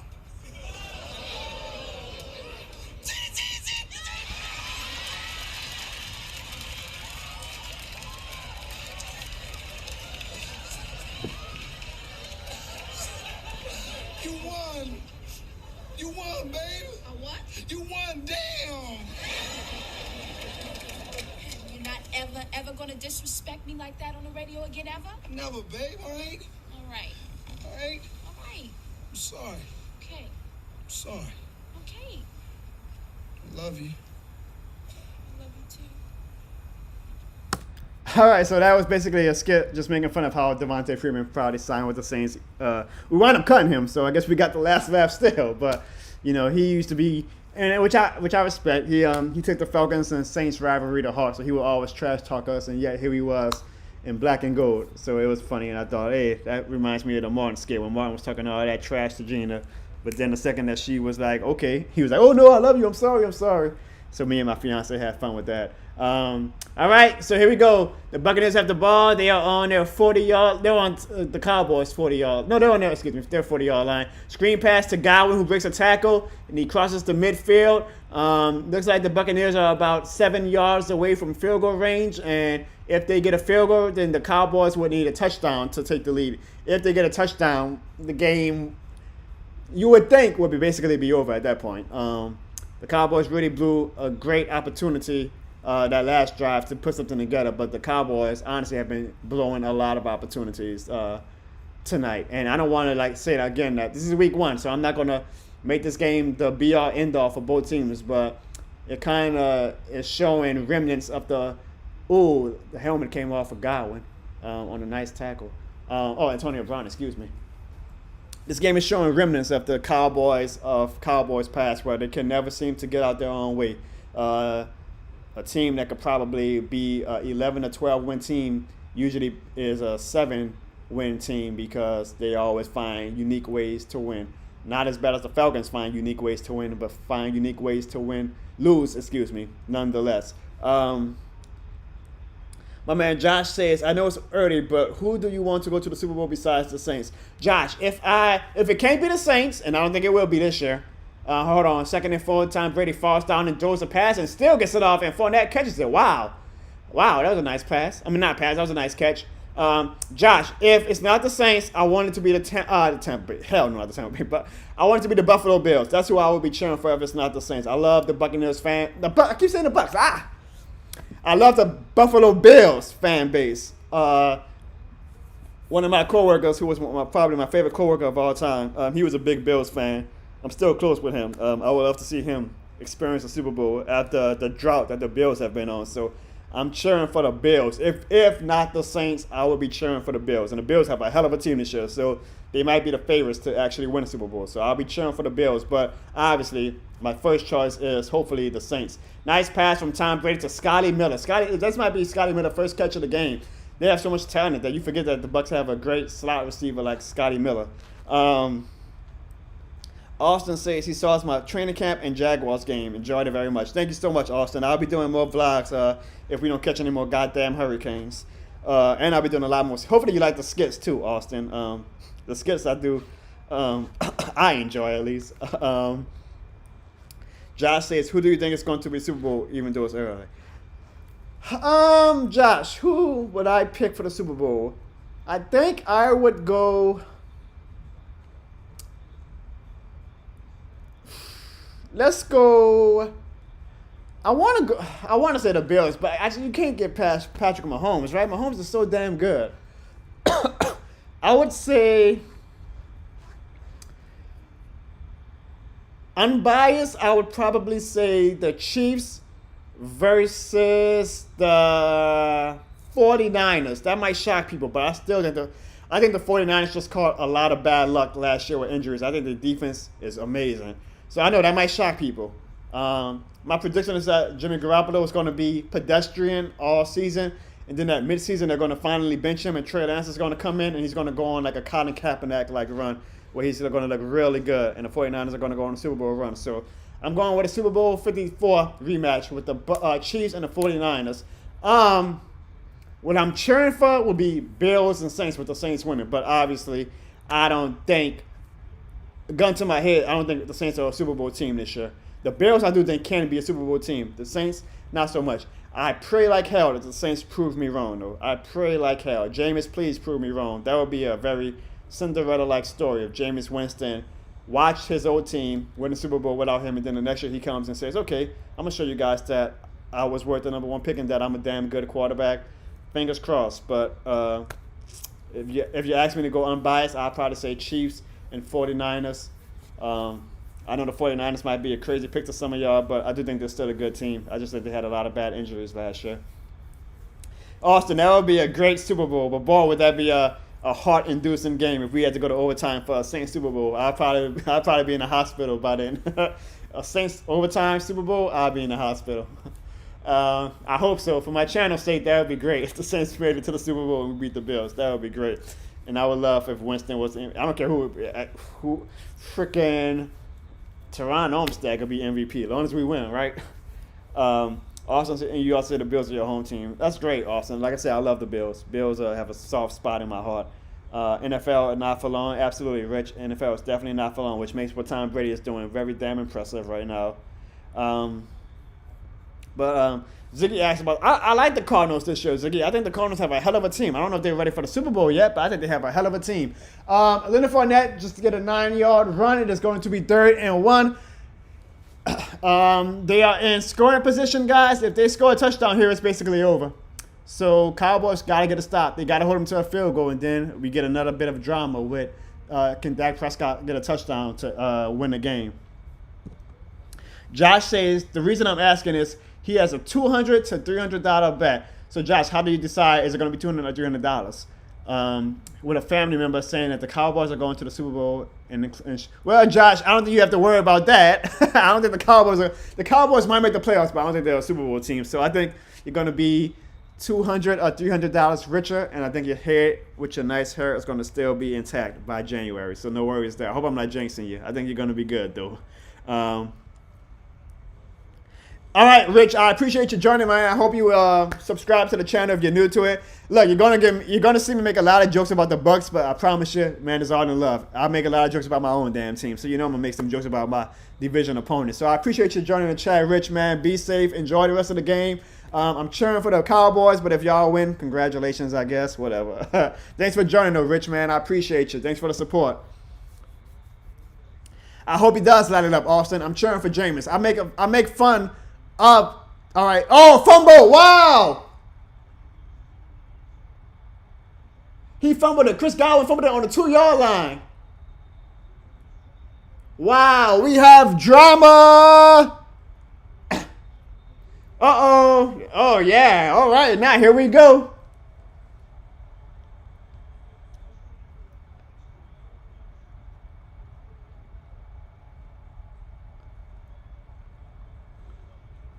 Wow, guys. So Chris Godwin basically had a touchdown on the 2-yard line. and he got hit by, who was that? And he fumbled it on the, wow.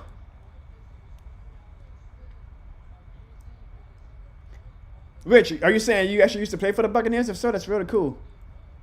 If I Google you, Rich, would I see you as a former Tampa Bay Buccaneer? Wow, boy, this is all right. That is, you cannot blow this opportunity. That is cannot blow this opportunity. My boy Ziggy say Chris choke win. Josh says if he wins the bet, Bills are on him. Yes, sir, Josh. I'll hold you to that.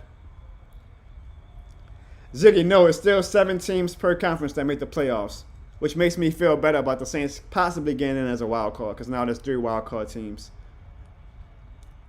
There is 4 minutes and 52 seconds left in the game, Josh. The Cowboys have the ball on the Buccaneers 5-yard line. On their 5-yard line. They got 95 yards to go, basically. But all they need is a field goal with 4 minutes left. So all they got to do is get in field goal range, and they can win this game. This will be very, very big for the Cowboys season. For all the mistakes that they have had, they still have a shot to win this game. This is crazy. Wow, the Buccaneers had the game won. They had the game won.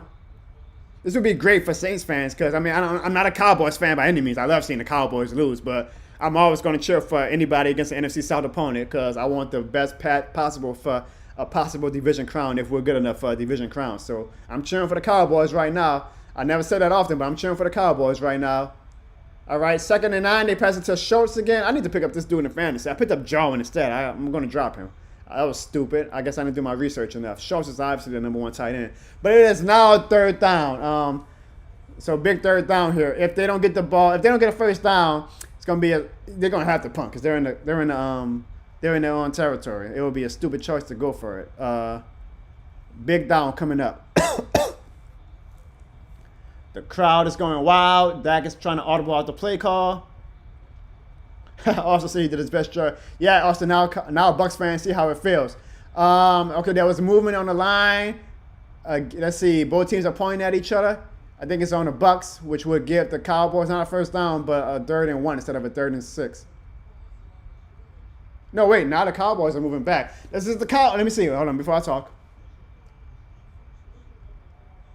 So it's on the defense. Okay. So it's now 3rd and 1 instead of 3rd and 6. Big break for the Cowboys. The Buccaneers are trying to give the Cowboys this game, guys. It's like the Buccaneers are like, here, Cowboys, take this win. We don't want it. Arthur says, shout out to Brazil. Let's go Tampa. Hey, Arthur, I'm not cheering for you guys, but welcome to the chat. I appreciate you joining the channel, my man. Thank you. My man Ziggy. Ziggy's in my podcast, guys. I probably shouldn't be giving fantasy advice on a podcast with on a chat with a guy who's in my league. Big 1st down by the Cowboys. They actually passed it to CeeDee Lamb instead of running it. So 1st and 10. We have a game, guys. We have a game. I am very much into this game. Hey, if anybody's new to the channel, man, thank you for joining this small YouTube community that I have so far. Hopefully, you leave subscribing to the channel and you'll join me for future streams and vlogs and skits and things like that. So do me a favor, hit the subscribe button, and I appreciate everybody who's joined the channel. If you are already subscribed, like I know some of you guys are, like Austin and Josh, I appreciate the hell out of you guys, for real. 1st and 10, a pass to, is that Amari Cooper? Yep, to Cooper for a 1st down. Boy, Cooper gets up slow every time. That boy is cramping like a mother. Because this is the first game, so obviously the bodies are getting back used to football, and it's that Florida humidity. But you can see Amari Cooper is on fumes right now. But big catch by him. Oh, thanks, Josh. All right, so you aren't a subscriber, but you're about to be. I appreciate you, Josh. Thanks for the love. Trust me, you will love this channel. I promise you that. Thank you, Carmatic Assassin. I hope you guys put us out. I'm assuming, wait, are you a Saints fan or a Cowboys fan? I see you're from Dallas, but you might still be a Saints fan. Ooh, Dak just got hit pretty big. Nah, that's not a fumble. That's a forward pass. The Buccaneers picked up the ball and they're running it back for a touchdown, but it was a forward pass. Ziggy, my dog, you moderating my comments. I appreciate you, big dog. Thank you, Ziggy. It's all love, y'all. If you see him in the comments, that's my best friend. He does a great podcast. If you want to check out his podcast, if you're a wrestling fan, you would definitely love it. If you're a gamer, you would for sure love it. And he does sports every now and then too. So check out my dog Ziggy. He does great content as well. But subscribe to me first, and then go check out Ziggy after the game, of course. It's a 2-for-1 package. You get me and Ziggy. Boy, Dak. I say Zach. Dak took a big hit on that play. Boy, Vita Vea is a beast, though. All right, guys, 2nd and 10. 2 minutes and 23 seconds left to go in the game. Crowd is going wild. Not as wild as the Superdome, but they're going wild. Look, guys, it's only 2 minutes left, so I'll probably risk it. I'll put the audio up a little bit. Hopefully, YouTube doesn't strike me. Let me know if you can hear it in the comments. I'll put it down every now and then so I don't get striked, but I want you guys to hear.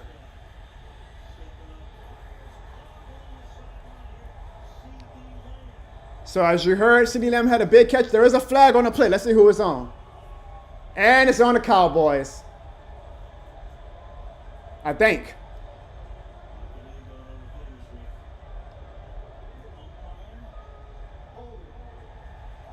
Boy, the Cowboys are the pinnacle of shoot yourselves in the foot. Wow. So a 1st and 10 that turned into a 25-yard gain is now 1st and 25. On to the Dallas Cowboys. No, I think it's 1st and 20. Excuse me. On to the Dallas Cowboys, folks. On to the Dallas Cowboys. Usually I would get laughed out of this because I'd be like, haha, same old Cowboys. But we want the Saints fans, we want the Cowboys to actually win this game. So come on, Dallas. Shit. For once in your life, don't choke. Don't be the Falcons. My man Josh said he gonna be late for work for this.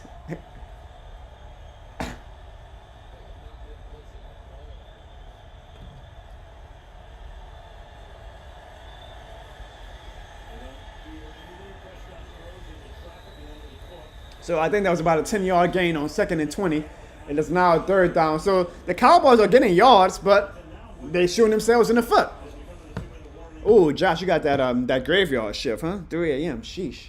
Well, if it makes you feel better, I gotta wake up at like 6 a.m. For work tomorrow. So we're kind of in the same boat.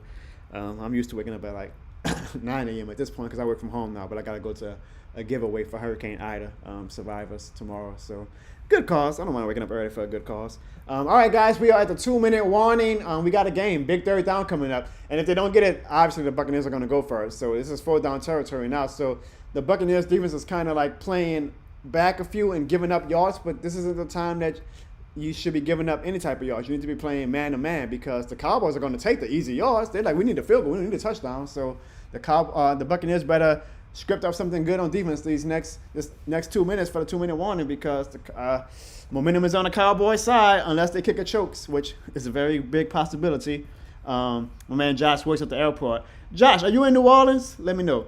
My man Rob says he's on his last break now. I hope your break is long enough for the next 2 minutes. Well, 2 minutes of NFL time, Rob, is like 20 minutes. So hopefully you can catch the end of what's about to happen. I have my TV on mute, but when it comes back on, I'll put the volume up. It's about 2 minutes left. I don't think I'm going to get an audio strike. So I think we should be good, Ziggy, as far as with the audio copywriting shit. We'll see. If I take that L, I'll take that L. Hey, Josh, I just left San Antonio. I went there for a vacation that turned into an evacuation for Hurricane Ida. San Antonio is a great city. Impressed the hell out of me, actually. Actually, if you check out my channel, whenever you get free time, I did a vlog in San Antonio. So you guys made a good impression on me. We went to SeaWorld, but then we also did like the Riverwalk. We did the Alamo. San Antonio just had a lot of great options out there. I had a great time in San Antonio. So shout out to San Antonio. Ziggy, it was my first time as an adult. I went as a kid, but you don't remember shit as a kid. So that was my first time as an adult. I went to San Antonio and Houston this year. I thought Houston was going to be a lot more advanced, I guess, but Houston is basically like New Orleans, like maybe a little bit better, but nothing crazier. But San Antonio was like another level, and I really enjoyed myself in San Antonio. Hey, look at that, Sean Payne as a commercial. I did do the Alamo, Ziggy. Watch my vlog, you'll see I did the Alamo. It was hot as hell. My man Rob said he's good at hiding. Rob, I remember them days. Well, I'm working from home now because of the pandemic, but I remember them days of finding like that easy little, not easy, but like that little ducked off spot at work where nobody really knows about, so you can like catch up on your phone or maybe sneak in a nap or something like that. So more power to you, my man.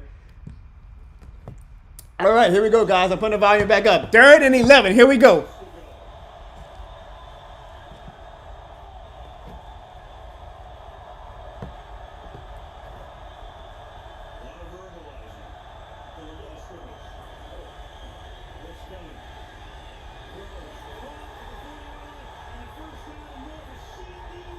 And that is why the Cowboys drafted CeeDee Lamb last year.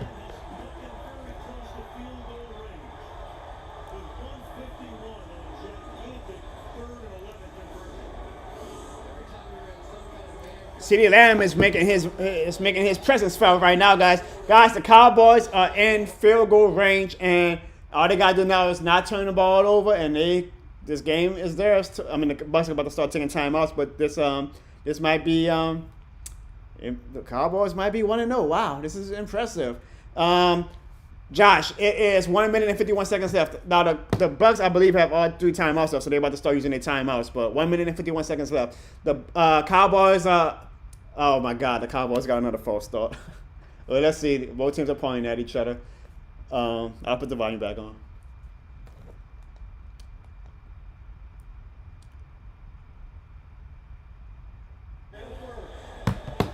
Well, they call a timeout. All right, so it's a timeout, so not a penalty. With 1:51 to go. What's a game? What's a game? What's a game? Hey, this is Stephanie. Hi, this is Robert. I'd like to get up to 30% off my auto insurance with Safe Pilot. I can help you with that. What's your member number? 87. Josh said, "Let's go Buccaneers." Nah, Josh. We for one day, we're Cowboys fans. USA is for the military community and their families. That's what makes us special. Oh, but I'm special. USA. Hey Ziggy, I just saw your tweet. I appreciate you, big homie. So if anybody is new to this channel, again, I appreciate you guys joining this small little stream. I know there's a lot of other popular YouTubers streaming this game right now who you can be with. So it's real love when you join the little small YouTuber. So I appreciate you guys for joining. If you're new to the channel, I promise you will not be disappointed in the content that I deliver. So please do me a favor, hit the subscribe button, and you'll have a lot of fun on this channel. And I still don't know yet, but I might do a live stream this Sunday for my team, the New Orleans Saints, against the Green Bay Packers, because the game was moved to Jacksonville because of Hurricane Ida. I'm still thinking about it because, as my boy in the comments, Ziggy the Beast, can vouch, I get a little emotional doing Saints games. I say some Skip Bayless like hot takes, and I don't know if I want that documented on camera, but it's all in fun. So I might live stream. If I do, feel free to come back on this channel Sunday and check it out. But either way, you should subscribe no matter what, because I'm going to have some funny skits and videos this NFL season that I think that you guys would very much enjoy. Ziggy says a little, yeah, a little. Wink, wink, nudge, nudge. So yeah, guys, big plays are coming up now. Tampa Bay is going to strategize. How are they going to use their timeouts? Because now Tampa Bay is probably like, well, shit, we know they're going to get the field goal. We just want to give Tom Brady enough time to get the ball back to possibly get a field goal himself. Man, shout out to the Cowboys, because they shot themselves in the foot like 3-4 times, and here they are, still with a chance to win. And that'll be big for the NFC South teams like us, the Panthers and the Falcons, to have Tampa start 0-1. So we'll see. Now, Greg Zuerlein, the guy who made the NFC Championship kick against the goddamn Saints, already missed 2 easy field goals. So it will be typical Cowboys if he misses this eventual field goal, unless the Cowboys score a touchdown. But let's see. Volume back on. Incomplete pass by Dak Prescott. Second down, guys. Can you hear the TV in the background? Let me know.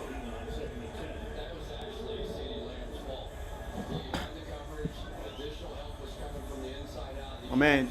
As a Texans fan, Josh, you got some rough days ahead of you with all the Texans drama happening, but hopefully y'all can get it sorted out and rebuild in a positive way.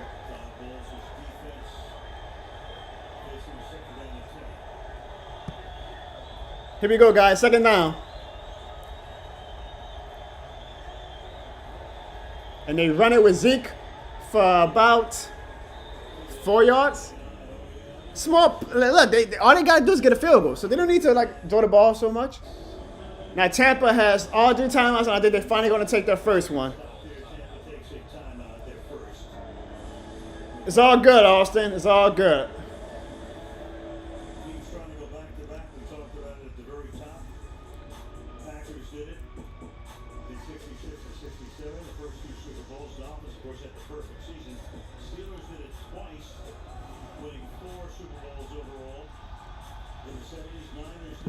My boy Josh said he'll check a favorite. Hey Josh, I might join you. With the way the Saints games be, I might join you. And I'm not even a hardcore drinker, but boy, the Saints be making you want to drink. Chris Collinsworth says if he was the Cowboys, he would play for a touchdown because he does not trust the Cowboys kicker. Very interesting. Third down, guys. Here we go.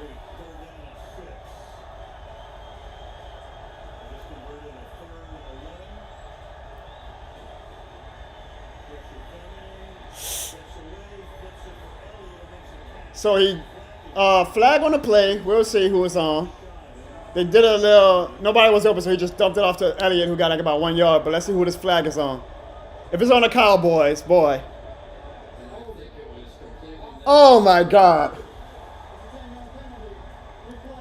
All right, penalty on the Cowboys, of course. It's the Dallas Cowboys. Which, by Jacksonville being bad, do you mean like with crime or do you mean like with the heat? Because I know it's going to be hot as hell in Jacksonville. Whoa, boy, did the Cowboys shoot themselves in the foot.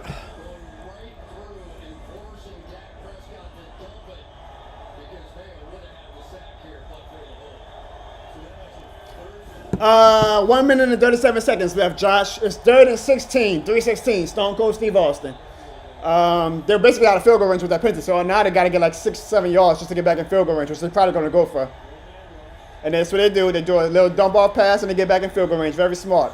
Very smart. So now the ball is on the 30-yard line, which is about a 47-yard kick for the kicker.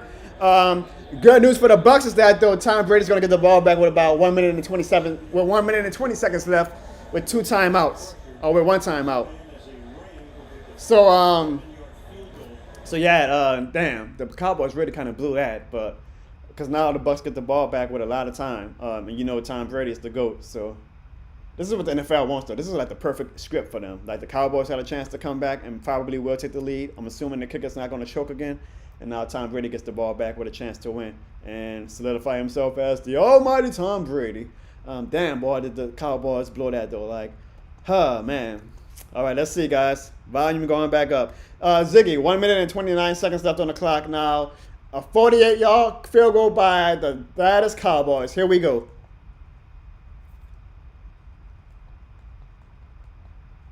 I lost my volume, I think. I guess YouTube got mad at me. I don't have the volume, guys, so I'll just recap it for you. It's my first time my TV volume went out. Typical TV problems. And Greg Zuerlein makes it. 29-28 Cowboys. But, mama, there goes that man, because Tom Brady's getting the ball back with 1 minute and 20 seconds left. Or 1 minute and 24 seconds left.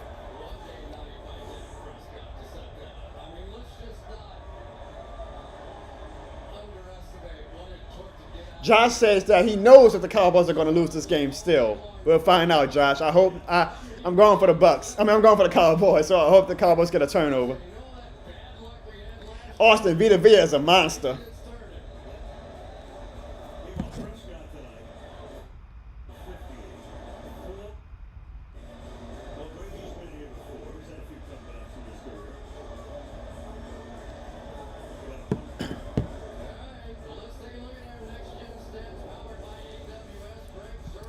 All right, guys. So again, 1 minute, 24 seconds left. The Buccaneers only need a field goal, and Tom Brady has 1 timeout. What is Tom Brady going to do to answer?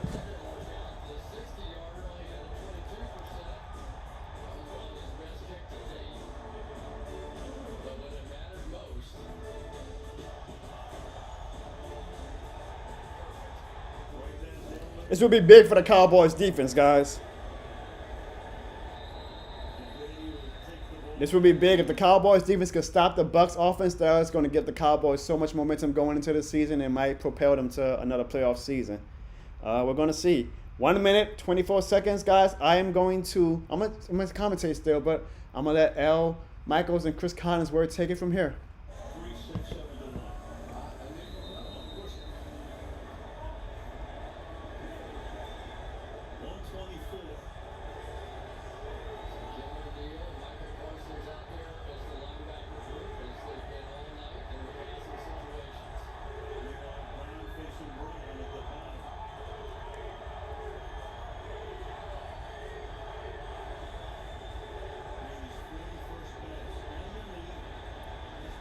They did a screen pass, which got about 9 yards. And I don't know if you guys heard, but you heard a very loud defense chant going on. And this is the home game for Tampa Bay. So that shows you how many Cowboys fans are at the stadium right now. Dak is a beast, Austin. Dak is a beast. No denying that.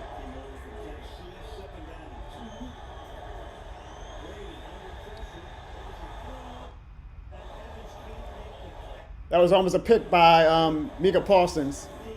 Oh, no, excuse me, Diggs. I still feel like Evans could have caught it. So now it's 3rd and 2.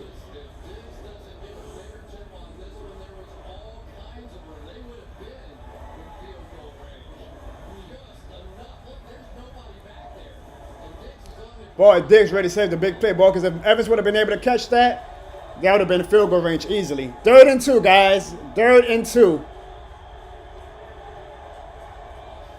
Electric, you can't hear the TV?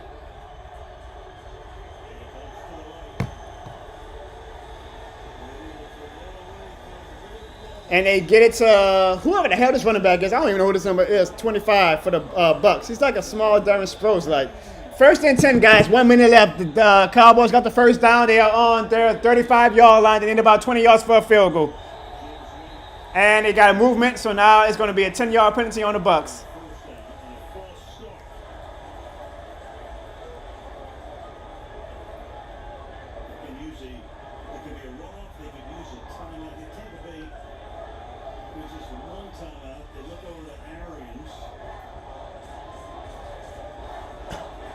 You can hear a loud, "Let's go Cowboys." Come on, Bucs fans, what the hell? How on your Super Bowl banner night you have the Cowboys fans overtaking your own fans? Come on now. Come on, Tampa fans. Step your game up.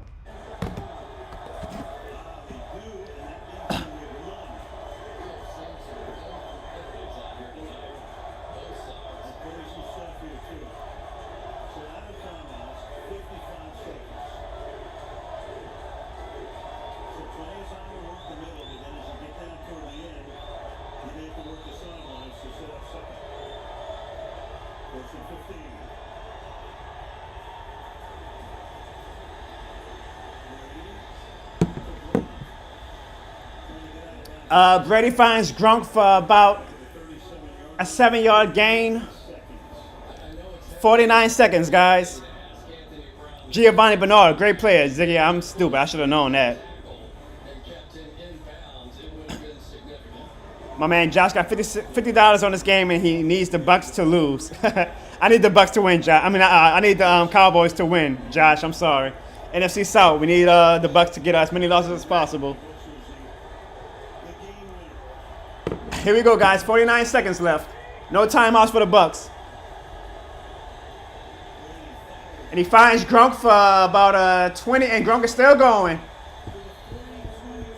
to the 42-yard line. They need about maybe 7 more yards for field goal range, but they have no timeouts. This is big, and a lot of clock is running down. 32 seconds, 31 seconds, 30. Brady throws a deep ball to nobody. 24 seconds left. 2nd and 10. The Bucs need about 7 yards, but they have no timeouts.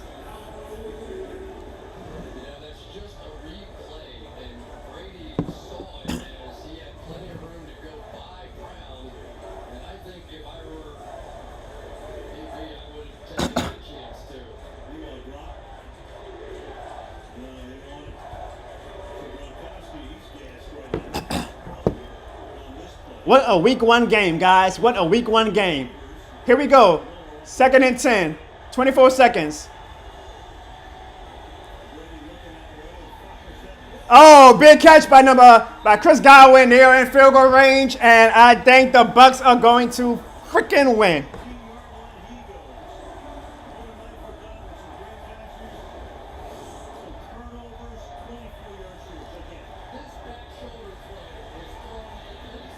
So the Tom Brady Slurp Fest is going to be on and popping tonight and tomorrow, but he deserves it, guys. He's the GOAT.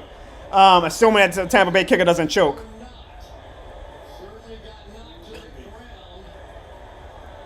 A very controversial play because they're going to say if Chris Godwin pushed off the Cowboys defensive back. I'm sure Skip Bayless is going to have a lot to say about that.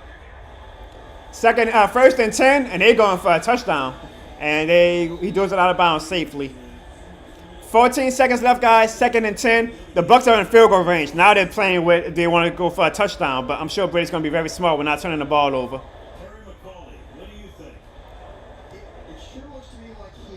I think that was a push-off.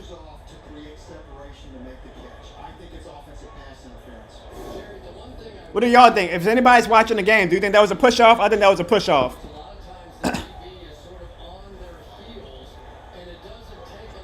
My man Josh says, come on now. Just get that goddamn field goal.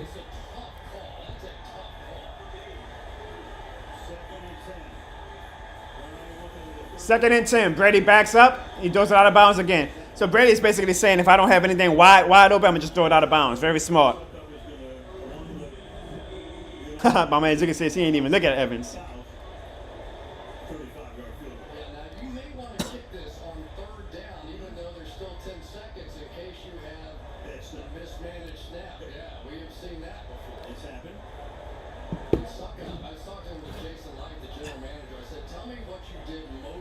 Well, Austin, is week 1, man. You know, you can't really put too much stock into week 1. We beat the Cowboys the Bucs pretty bad in week 1, and then they went to the Super Bowl. So even though they didn't win by a blowout, a win is going to be a win if they get this. 3rd and 10. And Brady just keeps throwing it out of bounds. So here we go, guys. 4th and 10. This is all for the marbles. I'm sure the Cowboys are going to try to ice the kicker, but it's basically like a 27-yard field goal, I think. Maybe not. Maybe 30 yards. And they have a pretty good kicker with Ryan Suckup. So I'm imagining that the Bucs are going to win this game, but let's find out. And Cowboys fans are going to be complaining about the push-off that was not called all season if they missed the playoffs by 1 game. Here we go, guys. Let's see if the Cowboys ice the kicker first.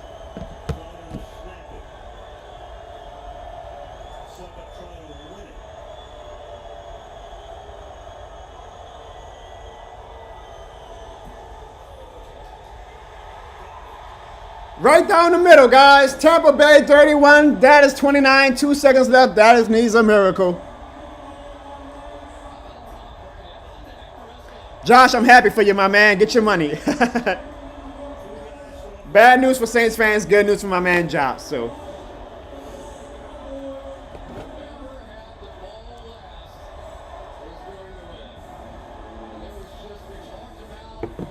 Well, I'll tell you what, though, Cowboys fans should be used to this. This is typical Cowboys fans. So close, that they always find ways to lose the game.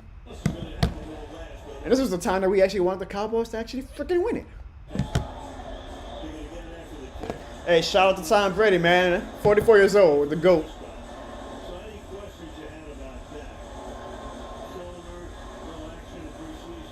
Yep, Ziggy, those missed field goals, those turnovers, those drop passes.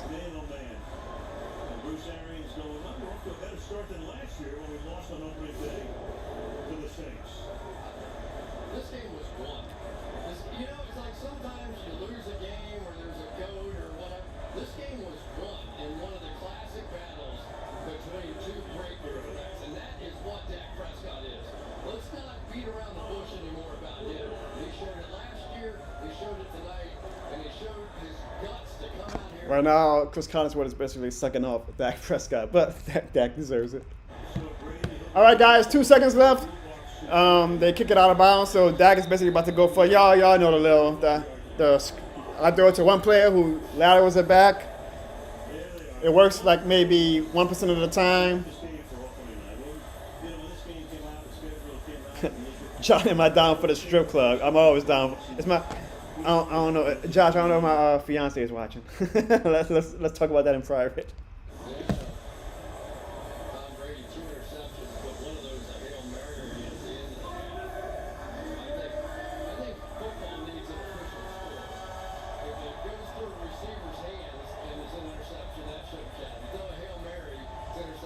T, I agree. T, I don't want to call it practice, but it's the first game of the season, and all the teams are getting their bodies under them, and it's along with it. Like they just mentioned it. L. Michael said, "Hey, the Buccaneers lost Week 1 to the Saints last year, and they won the Super Bowl. So a Week 1 loss does not mean a lot, and you can't take too much stock from Week 1.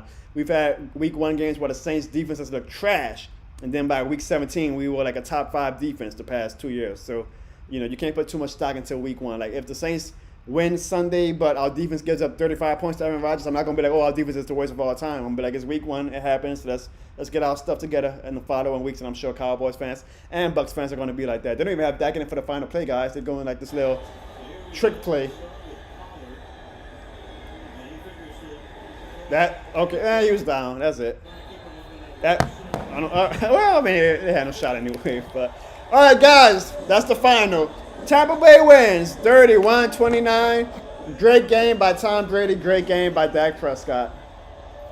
Hope you guys enjoyed it. If you watched it, hopefully you guys enjoyed my commentary / reactions. If you are following from me, I appreciate you guys. I know there's a lot of channels out there right now streaming the game. So for you guys to come and show my little small channel love, you guys are freaking awesome. And I appreciate the hell out of you guys. And I will for sure be doing this often throughout the NFL season. Again, I might do it Sunday with the Saints game. I don't know. My boy Ziggy in the comments can tell you I get a little coo doing Saints games. So I don't know if y'all want to see me at that state of mind. But if I do, you guys are welcome to come back this Sunday for the Saints Packers game. Hopefully Jameis Winston makes us very, very happy. And again, guys, if you're new to this channel, man, I hope you stay around. Subscribe, please. That's a little red button, I think, at the bottom of my video file. Hit the subscribe button. It really helps out my channel. I'm trying to build a nice YouTube community of NFL fans, just fans of comedy in general. And hopefully you guys find my videos funny. You find me and some of my family and friends like Ziggy the Beast funny. But I appreciate the hell out of you guys. I really do. I just started doing YouTube in April, and I already have 715 subscribers, I think, which is pretty good. And I hope to have more. But I can't do it without the support and love from you guys. So I appreciate the hell out of you guys for joining me. We're going to have some fun this season. I can guarantee you that. Whether my team, the boys in the black and gold, are good or whether we're bad, we are going to have some fun because if you're from New Orleans, you know that's the only way we know how to live is by having fun. Let me read these last comments. Austin, my man, I appreciate you. Austin, you're right. Week 1 can't come back to haunt you, but remember, it's a 17-game season now, so there's more wiggle room to play with. My girl TP, I appreciate the love, T. Thank you. Rich, you the man, Rich. I appreciate you. Congratulations on the win.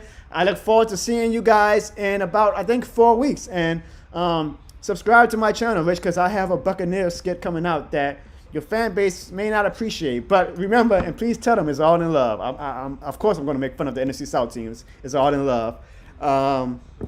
Thank you, Austin. And, of course, man, to my best friend, Ziggy, guys, if you're in the chat right now, click on Ziggy's profile. He does a great podcast as well with wrestling, sports, video games. He's a great, great content creator. You think you think this stream was good? Ziggy's like the top of the line professional podcaster. So I try to learn from him when it comes to like live streams and podcasts. So check him out and be on the lookout because my dog lives in Baton Rouge, but I will get this guy down to New Orleans eventually, and he will be in one of my skits. And he's naturally charismatic, so he's taking his sweet time to be in one of my comedy skits, but I'm gonna get him. I'm gonna force him if I have to. I'm gonna show up to his house at like 2 a.m., kick through the door and say, Ziggy, come on, we're filming a goddamn skit. So be on the lookout, Ziggy. Man, no, Josh is all good, man. Congratulations on the win. We're about to sign out. Again, guys, I'm leaning towards streaming the Saints-Packers game Sunday. Y'all going to see me in a much more emotional state, so just don't hold it against me for future reference. But, you know, I love my boys in the back and goal, so I get emotional, you know. I appreciate the love, guys. Again, thanks for liking the page. Thanks for subscribing. And I hope you guys look forward to future content from yours truly. So shout out to Austin. Shout out to T. Shout out to Rich. Shout out to Josh. Shout out to the people who were in this chat originally. I'm telling you guys, when I first started, like my man Stereo Classics, I had like 1 viewer for the first hour. And I was like, God damn, I'm basically talking to myself. But you guys came through and made this worthwhile for me. You showed me mad love when there's like people with 1 million subscribers right now streaming this game right now. So I appreciate the hell out of you guys. I don't even know how you guys probably found this live stream because there's like 100 other people live streaming. So I don't know how mine came up on your feed, but I appreciate you guys for clicking the thumbnail, and hopefully I entertained you guys. So thank you so much. Hit the subscribe button, and I will see you. Austin, I wish I could go to Jacksonville, man, but I got to clean up after Hurricane Ida. So money's a little tight with as far as traveling and whatnot. But I might go to a away game. I might go to like Atlanta or something. If I do, I'll vlog that. But I will tell you this, guys, no matter what, after every Saints game this season, you will get a comedy skit from me, and hopefully you find it funny. And again, be on the lookout because my boy Ziggy is going to definitely be in one of them. And hopefully, win or loss, I can provide you guys entertainment and laughs and, you know, just some happiness, some small amount of happiness in life because life needs more happiness. So I will come back to San Antonio. Josh, hit me up. I think I have my email. You should have my number. I don't want to put it in the chat, but if you don't, just comment on one of the videos and put like your email or something, and I'll email you my number. And yeah, Austin, you the man, Austin. I appreciate you, my man. Be on the lookout, guys. I love you guys. We had a head of a week 1 game. I wish the Cowboys would have won, but at least my dog Josh got $50 out of it, and hopefully he gets $300 later this year. Love y'all.